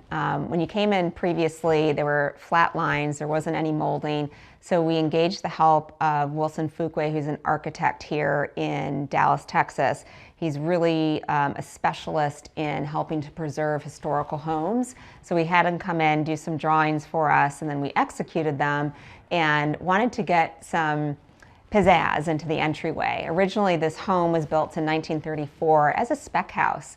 And so you can tell sometimes with spec homes when they sell it or it's sold that the builder can sometimes lose some gasoline, so to speak, when it comes to really being particular about the fine details. And that's what had happened in the entryway. And so what we did is spend a lot of time, you'll see in a little bit, we punched through the turret to make the second floor feel a little bit more spacious. So we got some more ceiling height, and in the entryway we put a lot of plaster molding in. So let me show you. So before I go into the modifications that we made into the entryway, I want to pay homage to what was original. And so the stairs we kept intact. We have the original iron molding, and then you can see the detail underneath the stairs that we also kept. It was a really awkward space right here in the staircase, and so what I did is had my upholsterer just make a backboard with some fabric and left it as a bench to sit on. And because it's Christmas and the holiday season, again, I had these bows made that were fun to tie in the blue from the table, and they've got some birds on them. You can tell, again, I like whimsical things. I like things with animals. And we've got garland going all the way up the staircase with the blue bows. So that's what's sort of original to the house and what was here, and what we've updated is everything that you can see with the crown molding. We also took, which was a very sort of square and short entryway into this other space, we punched it open and made an archway and then put all of the plaster in just to really make it a more inviting space. Give it more of a wow factor, whereas before it was just painted and we had some mirrors in it and it wasn't very exciting. So we wanted it to feel more open, more bright, bring more light in, and hopefully we've accomplished that. The other thing that we've done, I'm going to show you as we go up the stairs, because the entryway really leads up to the second floor.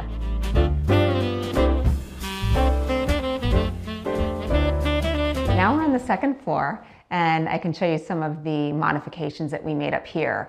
Previously, if you saw on the home tour, it was a flat sort of 8-foot ceiling that was up here on the second floor, and you really couldn't put anything up here because it's a very tight space.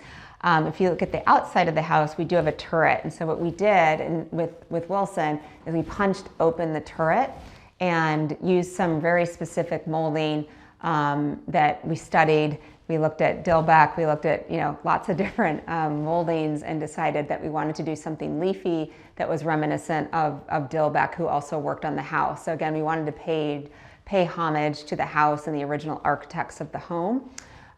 We put in a lot of the plasters here, you can see, with the window frame molding, and got 3 Gracie panels that we framed out to really give it some more, whimsical. You can see here birds, flowers, make it a happy space, one that felt a little bit more welcoming. And then you can see we got a French light fixture to, again, pay homage to really to the architecture of the home, which is French Normandy. So do I follow a specific theme, or does it change year to year? I really don't have a theme. I sort of put stuff where I think it belongs. The one exception to that would be the 2 fake trees that I purchased when I moved to Dallas. And when I grew up, fake trees were something you really saw in department stores. You didn't have them in the home. But in Dallas, where it's a little bit warmer, and it's harder for real evergreen trees to thrive, fake trees are really more commonplace. And I got into the Dallas movement, when in Rome, and purchased 2 trees. And one really goes thematically with the color of the room. So I have the trees really to blend in with the color theme within that room. So you'll see those in a little bit. Oh, now we're gonna go into my daughter's room, where you can see how she decorates for the holidays.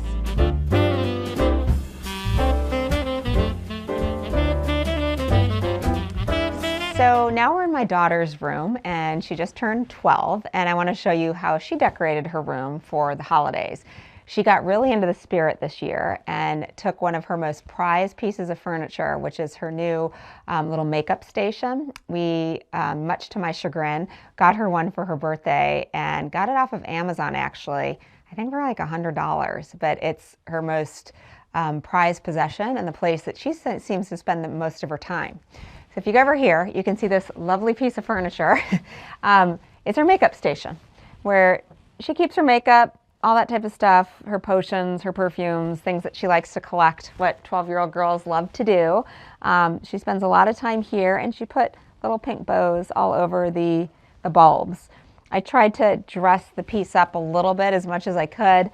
My husband and I were traveling, and I got her this stool, and we recovered it in this green fabric so I could make it a little bit more elevated than the plastic little seat that was there previously.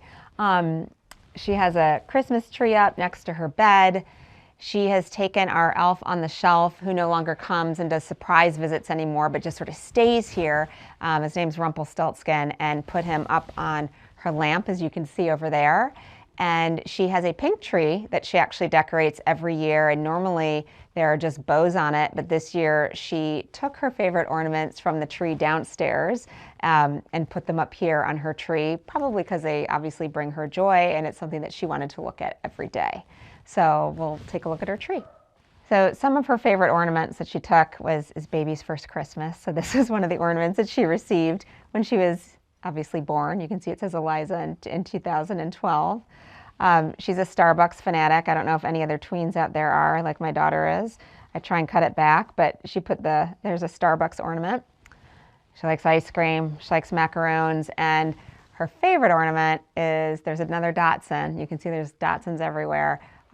We have like what is akin to our little Louie in the tree here as well. Eliza likes to go to the beach. She likes to collect seashells, so that's a seashell she has, and then another pink drink over there. So some of the things that bring her joy that she likes to wake up and look at every morning are right here in her room. So one of the enhancements that we've made to the house since moving in is remodeling this bathroom. So it's a tween bathroom, and what was in here before was a square old dingy tub that really needed to go. So we took out that square tub that was original to the house and put in a proper shower, which I think every tween girl needs a proper shower. We put some penny tile on the floor, put some white, bright, whimsical wallpaper, wall covering up from Schumacher, and did this sort of white feathery mirror to give my daughter some more space to put some of her beauty potions on. So this has been a fun project that we did last summer to enhance the space, because I'm finding she spends a lot more time in the bathroom now than she ever did before. My inspiration for decorating for Christmas comes from what I was used to growing up. So what did my grandmother do? What did my mother do? What do my sisters do? What do I see in their homes? I also like to take inspiration from things that I see on Instagram or in magazines. People do such a beautiful job today putting things together in such unique, elegant ways. I think there's a little pieces to take really from anywhere, from your past, from the present, and to really make it, put it all together and make it comfortable and make it home.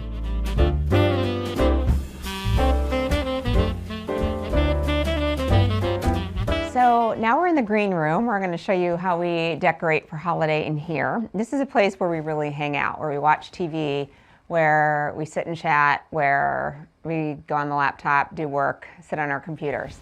It's a comfortable, it's a really homey place, it's a cozy place. And one of my favorite rooms in the house. So you can see here we have the mantle decorated. I remember earlier I had said that real trees and sort of themes for me were really just found in department stores. Well, I did bring that to the green room as well, and you can see I've got some of the lavender and green and chocolate brown, which are the colors that are reminiscent in this room. I brought them into the Christmas decor as well. And so I had bows made that were put on the lamps right here. And the same sort of ribbon is going through the garland that's around the fireplace. The fireplace is original. We didn't change that when we moved into the house. I love the blue and white Delft tile. I just added some andirons there, and you can see it's flanked by some copper pots. And my favorite way to decorate around the house is to use the Trader Joe evergreen trees for $12.99. and put them in copper pots or whatever vessels really make sense, and they really make a room festive, and it's an inexpensive way to bring some holiday cheer to really any room. So the fire is something I love to have on as much as we can, as much as weather allows in Dallas, as long as it's not too hot. But if it gets below 50 degrees, we will absolutely have the fireplace on. Now we'll go see the tree. So this is a second faux Christmas tree that I purchased for the home, and the final one. I will not purchase anymore. But again, I wanted to keep the theme of this tree with the colors in the room. And with this one, it's not flocked, it's just a green tree. And bought a lot of these Jim Marvin ornaments that really look like, I don't know, they look like bubble gum to me. They're just really fun looking and really shine nicely through the light. But got purple, greens, chartreuse, and different shades of brown. And you can see that the ribbon that was on the fireplace is woven in throughout the tree. We use sort of goldy little branches to fill in and stuff the tree where there was some empty space to make it really like a fluffy, full, proper Christmas tree. Again, something that you see in the department store that I brought into the house. So while the first tree that you saw, the original one, is sort of that imperfect Charlie Brown homemade tree that has gaps in it and was really lopsided. Even last night I had to prop it up so it didn't fall over. This is the more perfected tree.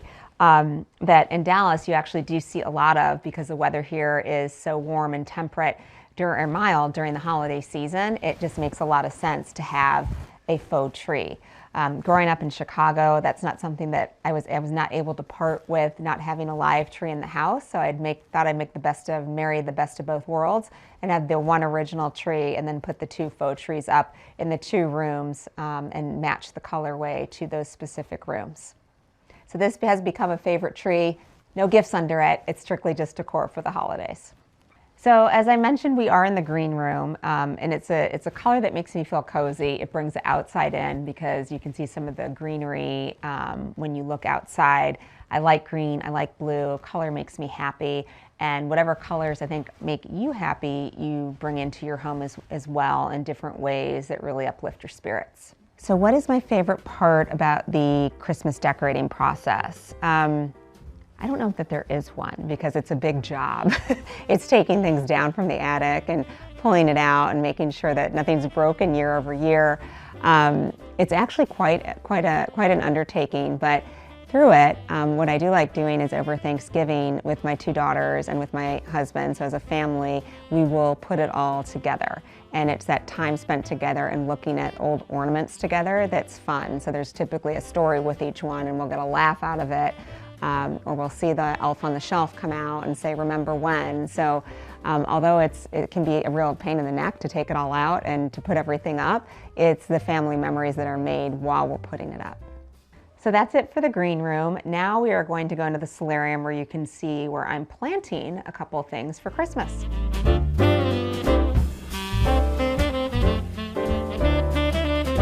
So now we're in the solarium, which is a room that previously didn't exist. The previous owners put it in really as a planting area, and the side part was a greenhouse, which when we moved in, we enclosed it because I'm not much of a green thumb. And we really wanted this place, which was really a connector from the garage to the main part of the house, to be a room that could be used for entertaining, for eating, for dining, for planting, whatever we wanted it for. And so what we've done is put in a marble floor, which I love. I love black and white. It reminds me of, I don't know, houses growing up, and it's something that I enjoy. We put a black and white marble floor in and painted the whole room white, and incorporated a lot of blue and white elements in here. I got a lot of blue and white vases and vessels from my mom. And so you'll see a lot of them in the planting area that's over here, and I'm going to show you what I'm planning for Christmas. So the space we're in right now was a former greenhouse, which we enclosed because I really don't have much of a green thumb. We kept the original shelving that was in here, and there was a sink that was previously there that we remodeled and just put in a new sink that we use for planting or whatever we're doing around the house. And you can see it's sort of a storage area for me. It's a place where I'll put different vessels, I'll keep different plants. So we're in the greenhouse, and this has become a space where I'm able to use storage to put all the pots that I have.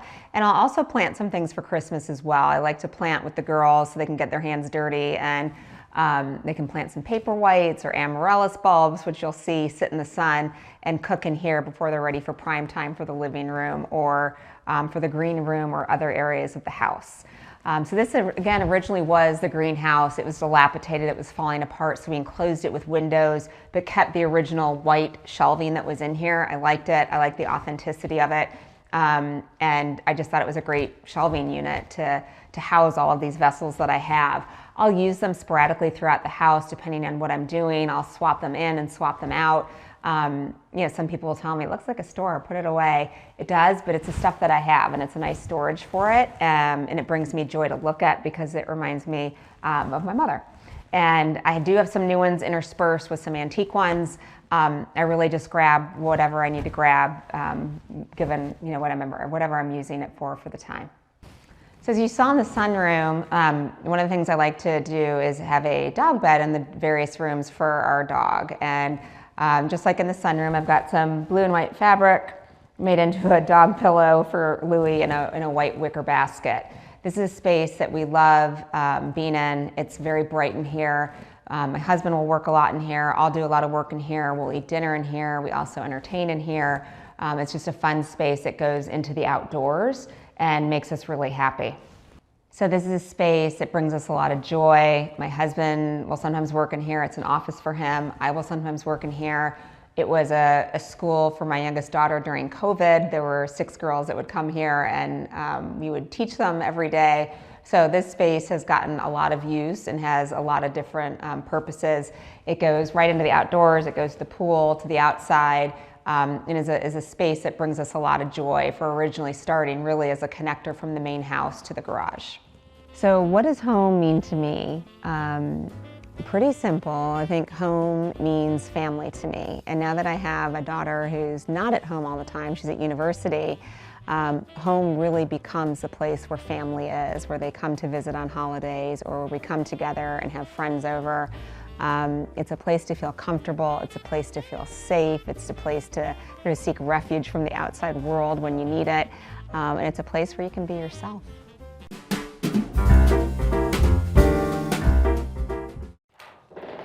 Hi Homeworthy, I'm Mary. Welcome to my home in Houston, Texas. Come in, let me show you around.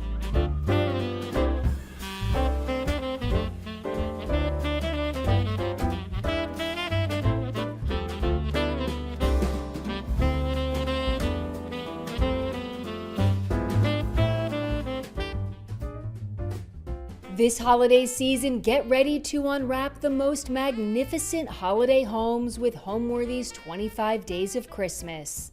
For the month of December, we'll take you inside the most heartwarming houses, decked out for the holidays in true festive fashion. From twinkling lights and elegantly trimmed trees to sparkling ornaments and cozy holiday charm, these homes capture the warmth, wonder, and beauty that make this season so special. So join us as Homeworthy celebrates 25 Days of Christmas. The magic starts now. Raise your glass. Cheers! Merry Christmas! Happy holidays! You're watching Homeworthy, where we believe every home has a story. Hi, my name is Mary Patton and I'm an interior designer. We're in Houston, Texas at my home, located in Old Braeswood. It's a mid-century modern house that was designed by Paul Laszlo in 1956. It's a really cool small piece of history on a large lot. So I have loved design since I was 3 years old and thought probably from that age that I was going to grow up to be a fashion designer, and I was really working towards that goal. So I studied art in college, and then after college I went to fashion school in New York, worked in fashion. I had a handbag line for a while. So after I had my daughter, I did a shift and started doing small interior projects for friends. I started out making pillows. 10 years later, it's evolved into what it is now. So, I took the art and fashion background as a foundation, and then I've learned and grown from that. So I found a way to kind of really have a creative career that I really, really love and enjoy. So I'm doing what I knew I would do as a little kid. It's just kind of in a slightly different flavor now.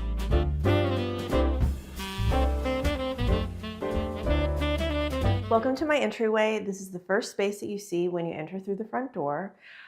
This was originally the entrance to the kitchen, and when I renovated the house, I made the design choice to close this wall off and do a fun punchy wallpaper accent wall. This is our first of 4 trees, and the theme for this tree this year is animals. And then I put together all of my animal ornaments, so it's like a little wild zoo. Pulled from the ornaments, kind of the consistent color through a lot of them is black, so I thought that it would be cool to do black ribbons to kind of pull that out and make it pop, and then added in some green and pink and a black and white stripe to kind of tie it all together. Okay, then if you follow me this way, this is kind of our landing spot in the entryway normally, and I have this Buddha that I've had forever, and he changes with the season with different accessories. So he's now in a little holiday winter wonderland. And then I tied in the same color ribbon theme that I did from the tree. My personal style it's kind of a range. I would say that it's very feminine and also mixing in things that are unique. I love vintage one-of-a-kind pieces. I love fabric, I love color. I do think that it's very important to anchor a space with at least one antique or vintage piece. Now let me show you the living room. Follow me.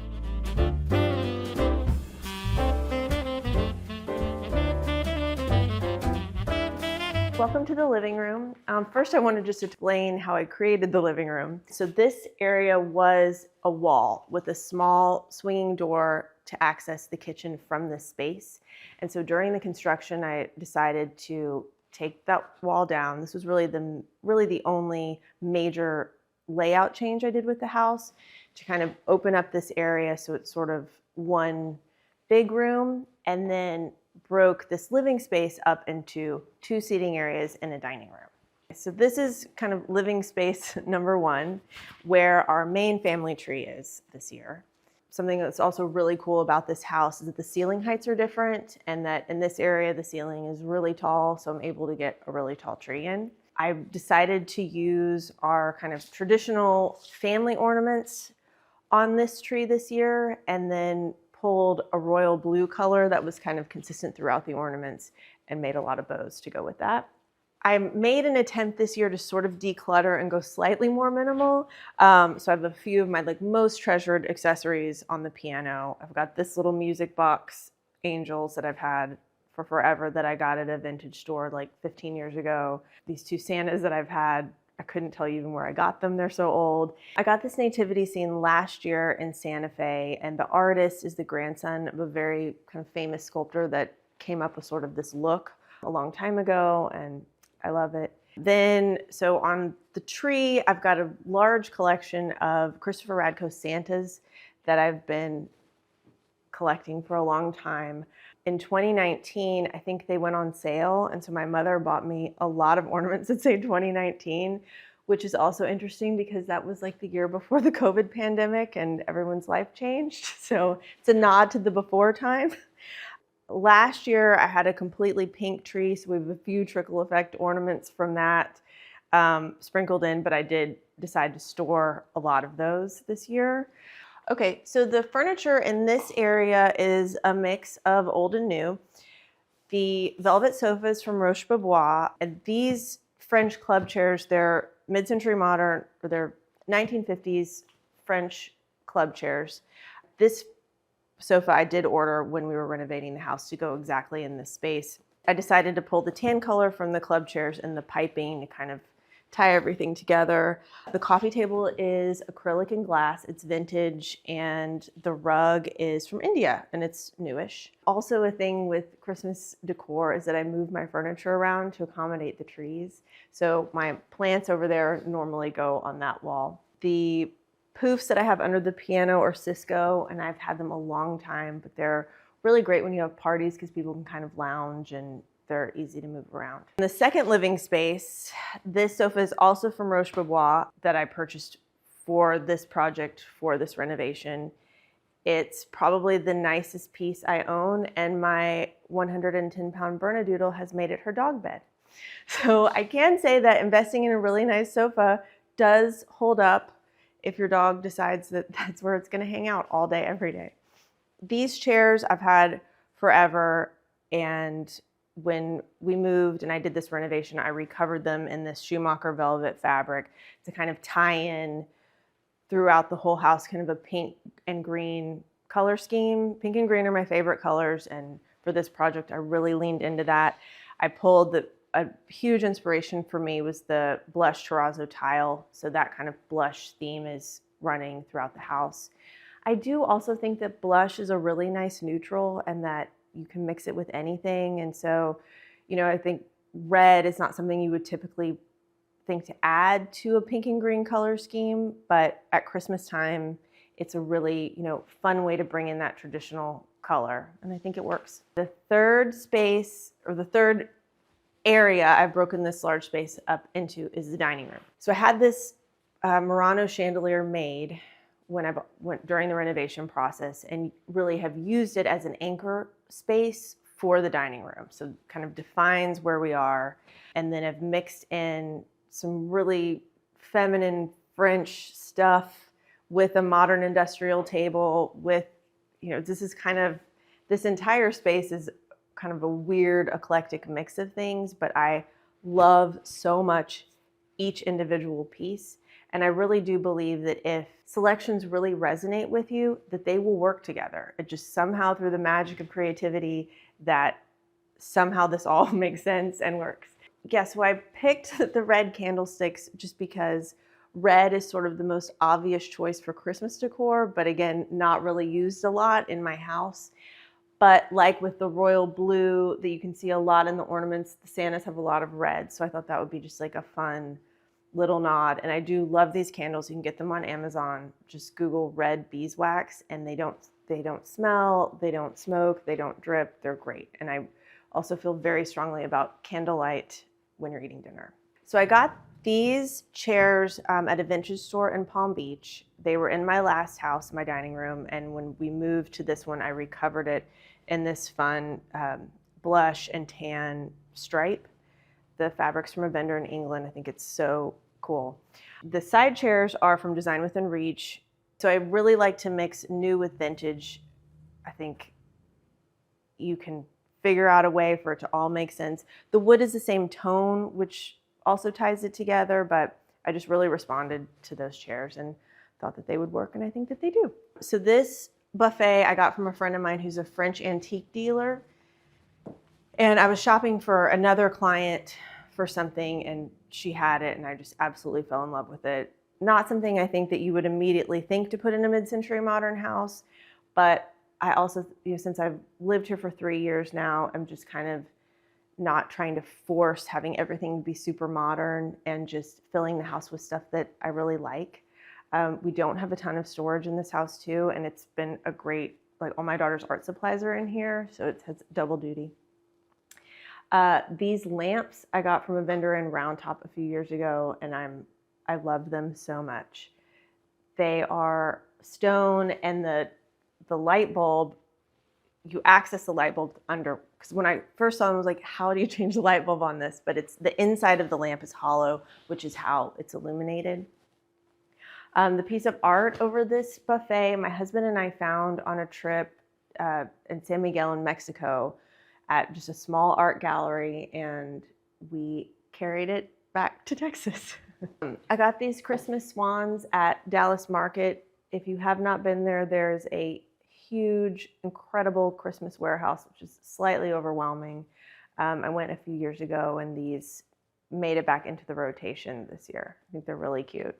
This piece of art my husband got in Scotland on a business trip, and I found this rattan bar cart at a flea market, I don't know, probably 10 years ago, and it's moved to a lot of different places. Right now it's a place to put plants on, but it's easily movable during a dinner party or if, you know, we need the space.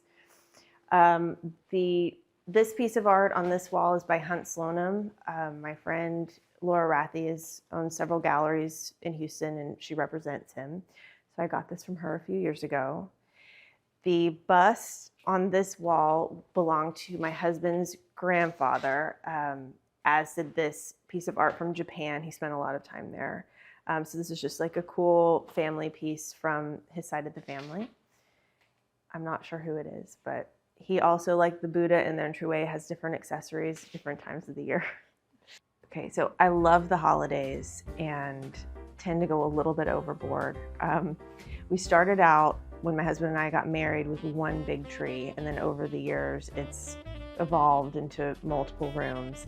I have a tree in my entryway that's animal themed this year, one in our living room, one in our TV room, and then I do a tree for my 11-year-old daughter each year. I come up with a different theme and color scheme to kind of mix up what I already have invested in, and then I add to it each year. This year we went really crazy with lots of ribbon, which you'll see shortly. Yes, we have a lot of different collections that we mix and match and change where they go, and it's just fun to kind of be creative and be inventive each year.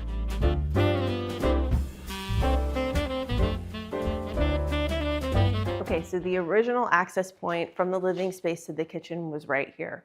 So as I told you earlier, this wall came down in the renovation, and I used just the space as kind of a blank canvas of how I wanted to lay this out. I really, really like to cook, and so a big goal or dream of mine was to have 4 ovens, which I do, and I'm very excited and grateful about. So another huge source of inspiration for the kitchen for me was this pink marble. It's called Rosa Statuario, and I bought all of it. I had found it at the stone vendor I work with and thought, I want to use this for a project. And then once I found this house and started working on this, knew that this was going to be incredible in the kitchen. So it pulls the same colors, again, from the terrazzo, which was my initial, source of inspiration for the color palette for this project, and decided to use all of it as much as I could. The only reason why I didn't wrap the vent hood in it is because we ran out. So carried it up the walls.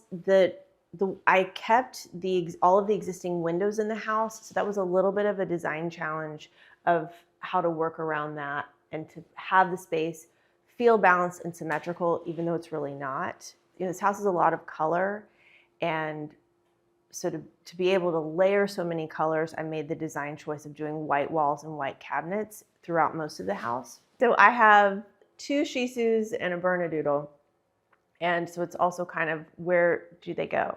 And again, with limited space, so my problem solving was this space right here was the laundry room, and I added Dutch doors, and that's where my little dogs go when we're not home or at night. So that's their little room. And then if we're having a party or if I'm being recorded to talk about my house, I can close it off and it looks super clean. Then this is the bar space. So the access point to the kitchen originally was where that wall is, where I've got the bulletin board now. And so this is like a fun kind of closed off bar space for when we have parties. But I also, after we got the second larger dog, added another Dutch door here. So if she needs to go somewhere, that's where she goes and she can't get out.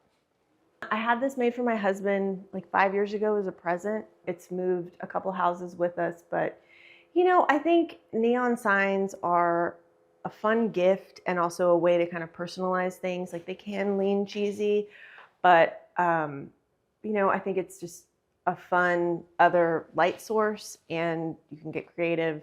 One other thing I wanted to talk about is that I hate can lighting. I hate overhead lighting. In a perfect world, you only have lamps and chandeliers on dimmers. So in this house, I took out 99% of the can lights, which makes me really happy. There's a few in the kitchen.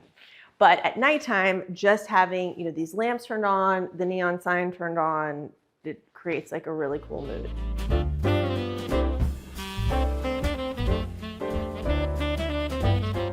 Okay, and now welcome to our TV room.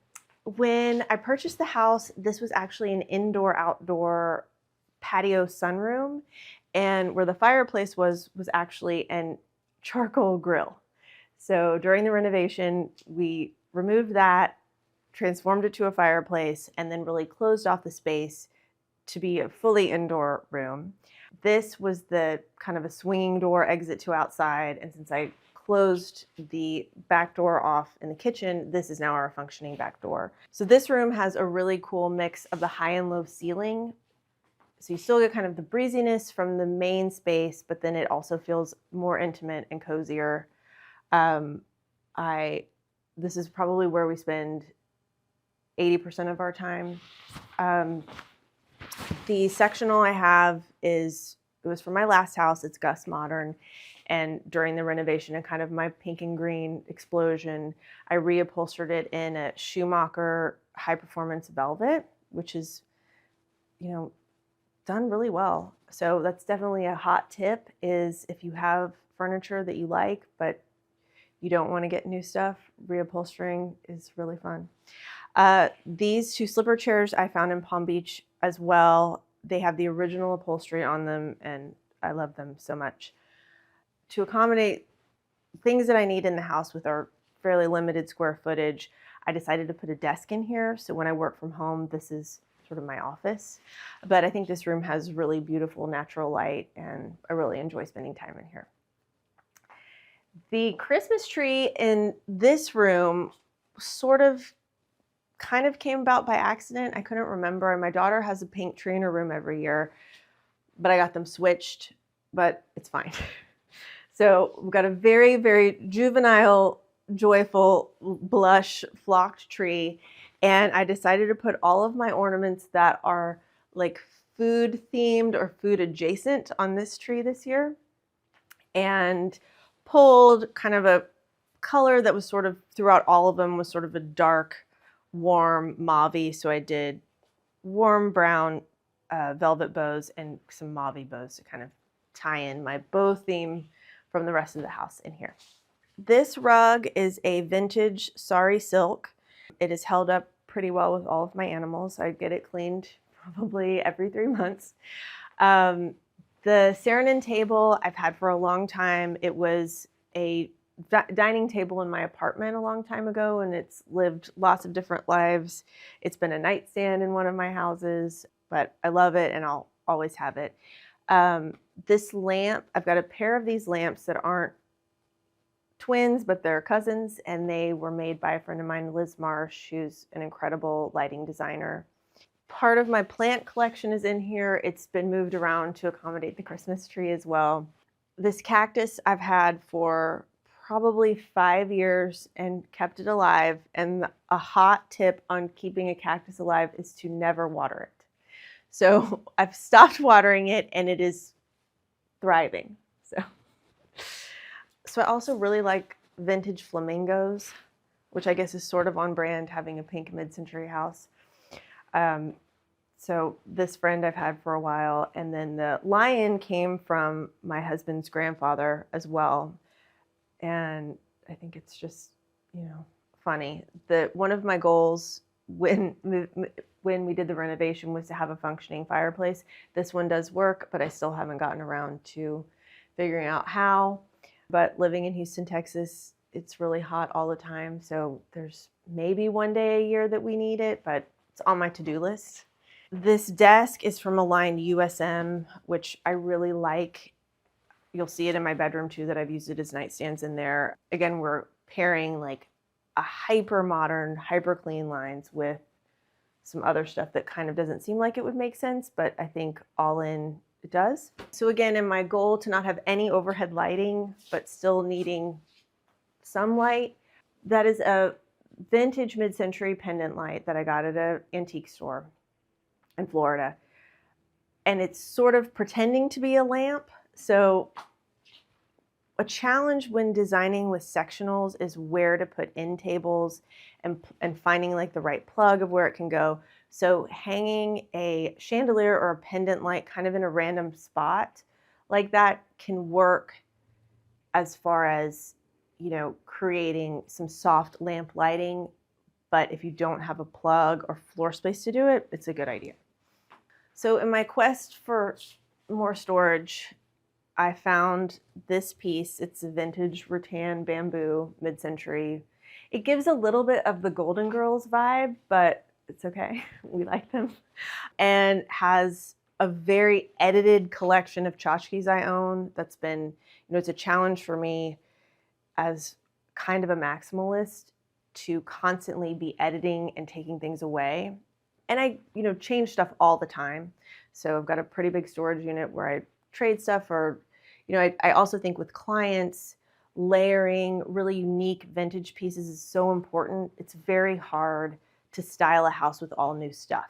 And so I've got a large collection of things that I can sell to clients, or that I've collected over the years. So this is our current situation on this shelf, but it does change a lot. Can talk about the design challenge of getting a fireplace over a charcoal grill, and when you're limited with kind of what you can do with an older house. So there's a lot of problem solving. I would also describe this house technology-wise as a dumb house, which I prefer. I enjoy the ritual every night of turning on all the lamps. So it's very, very low tech over here. The plug on the ceiling is not my first choice, but I've gotten over it because it's, yeah. But I think, problems, I'm very pro preservation and restoration. And so when you buy an older house like this, there's just, some problems that you have to solve. And is it always the most streamlined and clean? No, but it's okay.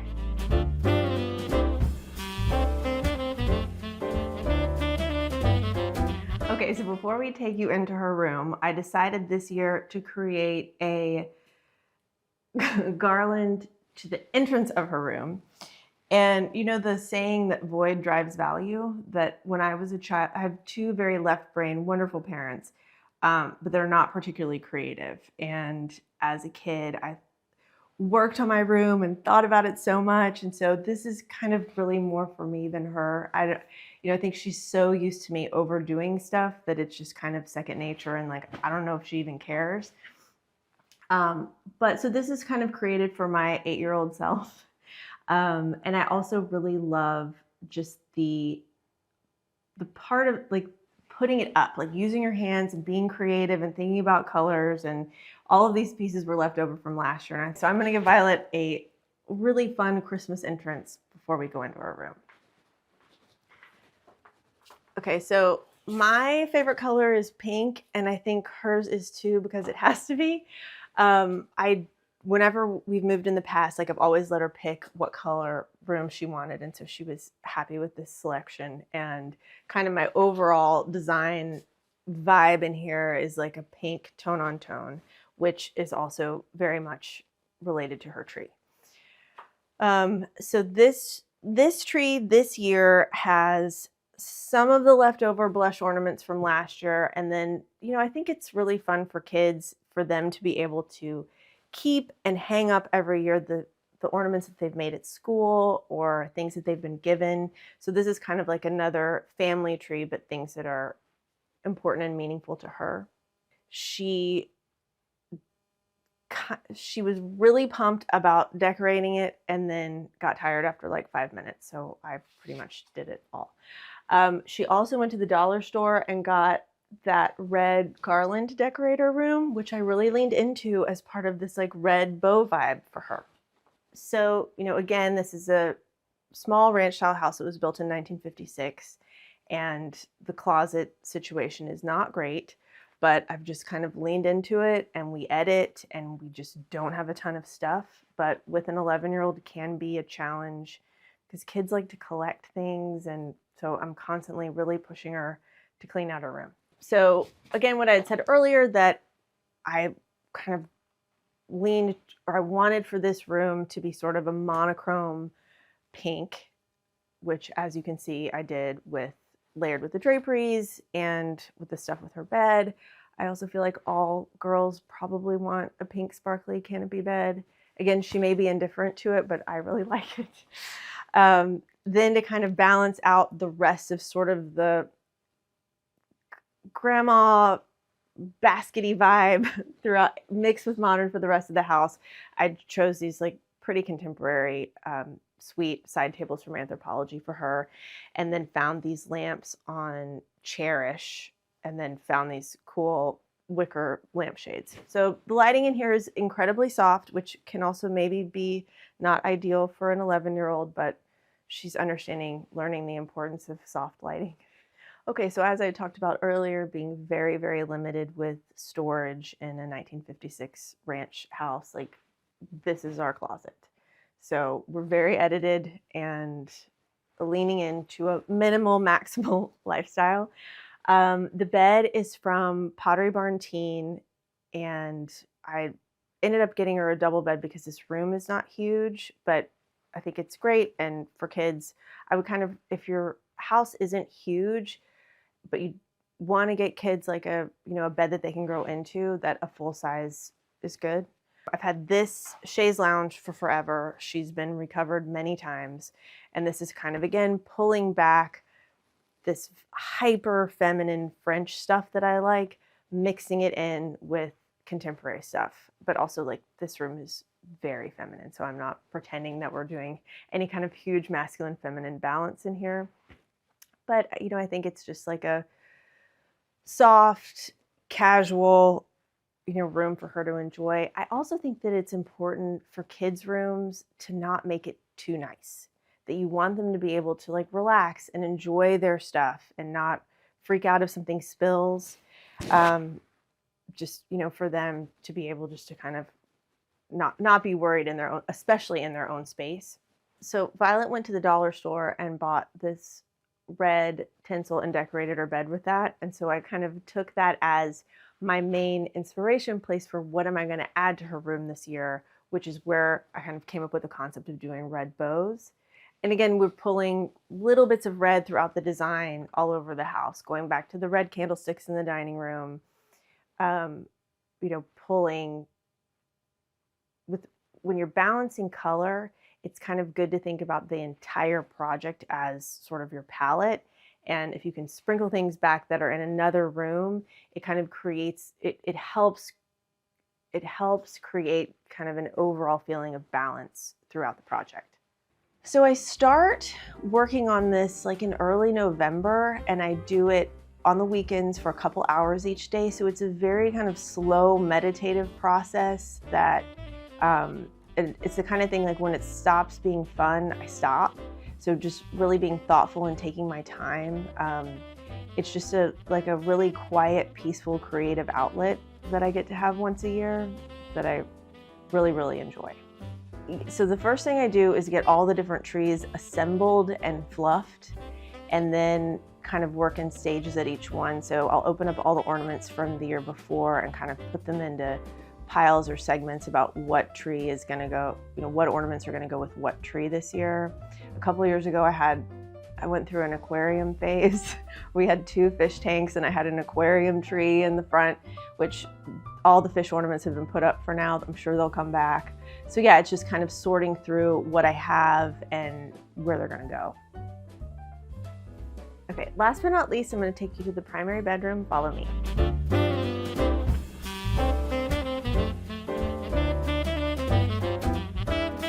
Okay, on our way to my primary bedroom, I wanted to stop and show you the powder bath real quick. So I really think that a powder bath is a place in your house that you can make like a little expressive jewel box, that it doesn't really need to make sense with everything else you're doing, and you can really lean in and have fun with it. So to kind of balance out the Gucci wallpaper I did in the entryway, I looked and thought, what other wallpaper did they make that I could use in the powder bath? And so they have this hilarious tiger. So I wouldn't want to look at it all day, every day, but for a short time, it's really fun. And pulled from the stone in the kitchen, the grays and blacks. I also think a powder bath can be very moody, and it's not overwhelming because like it's just a little part of your house. So a huge goal of mine too in this house was to save the floors. So because of that, I kept the original vanity that was here and just painted it, and then replaced the top with black marble. I also, just to kind of be different, because you can in a powder bath, did rose gold plumbing hardware and towel ring and stuff. So it's just a fun mix of other things that I've done. The pendant lights are also from Dutton Brown, which was the vendor I used for cabinet pulls in the kitchen. I've used those a few places in the house. So again, just kind of tying in sort of the overall feel in a small, fun space. Okay, now we're going to continue and I'm going to show you my room. So going back to kind of my original color palette for the house from the initial design was doing pink and green throughout. And so the color of this room is Farrow and Ball Vert de Terre. And I think it's one of the best soft greens that you can use. I've used it in many projects after this. It's a very soothing color. It almost even though it is green, it's so soft that it almost leans neutral. I think, lighting is so important, especially in your bedroom. So the lighting, it's pretty dark in this room, but I love it. Again, to accommodate with our really limited storage, I have a dresser, which typically you don't really see in primary bedrooms. The bedding is a mix of Biscuit and Annie Selke, which are both really great lines. Again, to kind of balance, going back to the TV room where I have the USM desk, I've balanced that using USM nightstands. So again, a hyper kind of streamlined modern product mixed with some really soft kind of other weird things. The two lights on the nightstand are from Visual Comfort, and then the two lamps on the dresser are vintage that have been turned into lamps. So again, a balance of old and new. Again, I do feel really strongly about plants, especially in your bedroom, that they improve the air quality and just visually they're so pretty to look at. So I've found this, I was shopping for a client at one of my plant vendors, and he had in this huge money tree, and I just thought I've got to have that in my room. So it's pretty cool to wake up in the morning and look at a tree. This rug in here is a vintage Ushak mixed with the swivel chairs from Roche Bobois. So these were another part of that order from the initial renovation. I got a few pieces from them. And again, to kind of balance out throughout the house, things to keep it all consistent and cohesive. The one overhead light in here is a Murano flush mount that I got from the same vendor that did the dining room chandelier. So again, like a very kind of hyper feminine, soft lighting mixed with some contemporary pieces. So I feel that plants are so important and you should have them in every room, especially in your bedroom. It improves the air quality and just kind of the overall energy of the space. I found this super large money tree at one of my plant vendors. I was not shopping for a tree for myself, but found it and thought, okay, that needs to come and live in my room. And then the mantle, okay, so this mantle I've had it for forever. It's old. She's lived a bunch of different places. I do like the concept of using a vintage mantle like a console table. So, I mean, this is definitely an opportunity where you could have nothing or low table under the TV, but I think it's a fun conversation piece and I think it's really pretty. Okay, so next I'll talk about the window treatments that I decided to do in this space. The ceilings are not particularly tall, so I decided to do a ceiling mount track, which makes the room feel as tall as it can. I think it's good at nighttime if you can to have the option of having blackout. So I did a double track of this Schumacher fabric lined in blackout that I can close at nighttime, and then during the day, I think it's nice to have some light filtering unlined. So these are a white linen blend that's unlined that I kind of keep closed or open if it's pretty, but it creates a really lovely light filtering effect. And then you can also have full privacy with blackout using 2 tracks. The 3 pieces of art in here, so we've got this watercolor study by an artist named Evelyn Boren. It's actually a combination of watercolor and charcoal. I think it's really lovely and pulls, again, all of the colors, like the dark green and eggplant from the chairs are in there.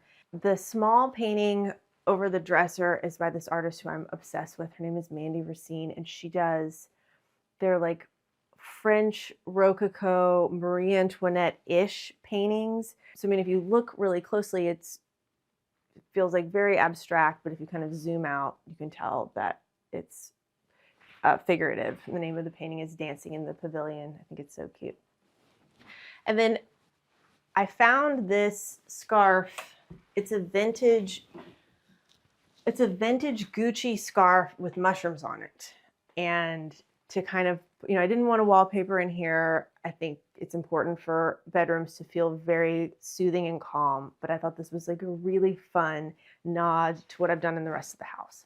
So had it framed with, pulling kind of the pink from the background, kind of a mauvey pink matte, and then a light natural wood frame to kind of tie in with the rest of the things I'm doing in this room. So when it comes to home, the holidays are a really special time to spend at home. Part of spending all this time doing these decorations is a reason to be home together, to enjoy them. And I try to have a couple of parties to get my friends to come over, and it's just a great excuse to get together and to try to mindfully slow down and spend time in your home.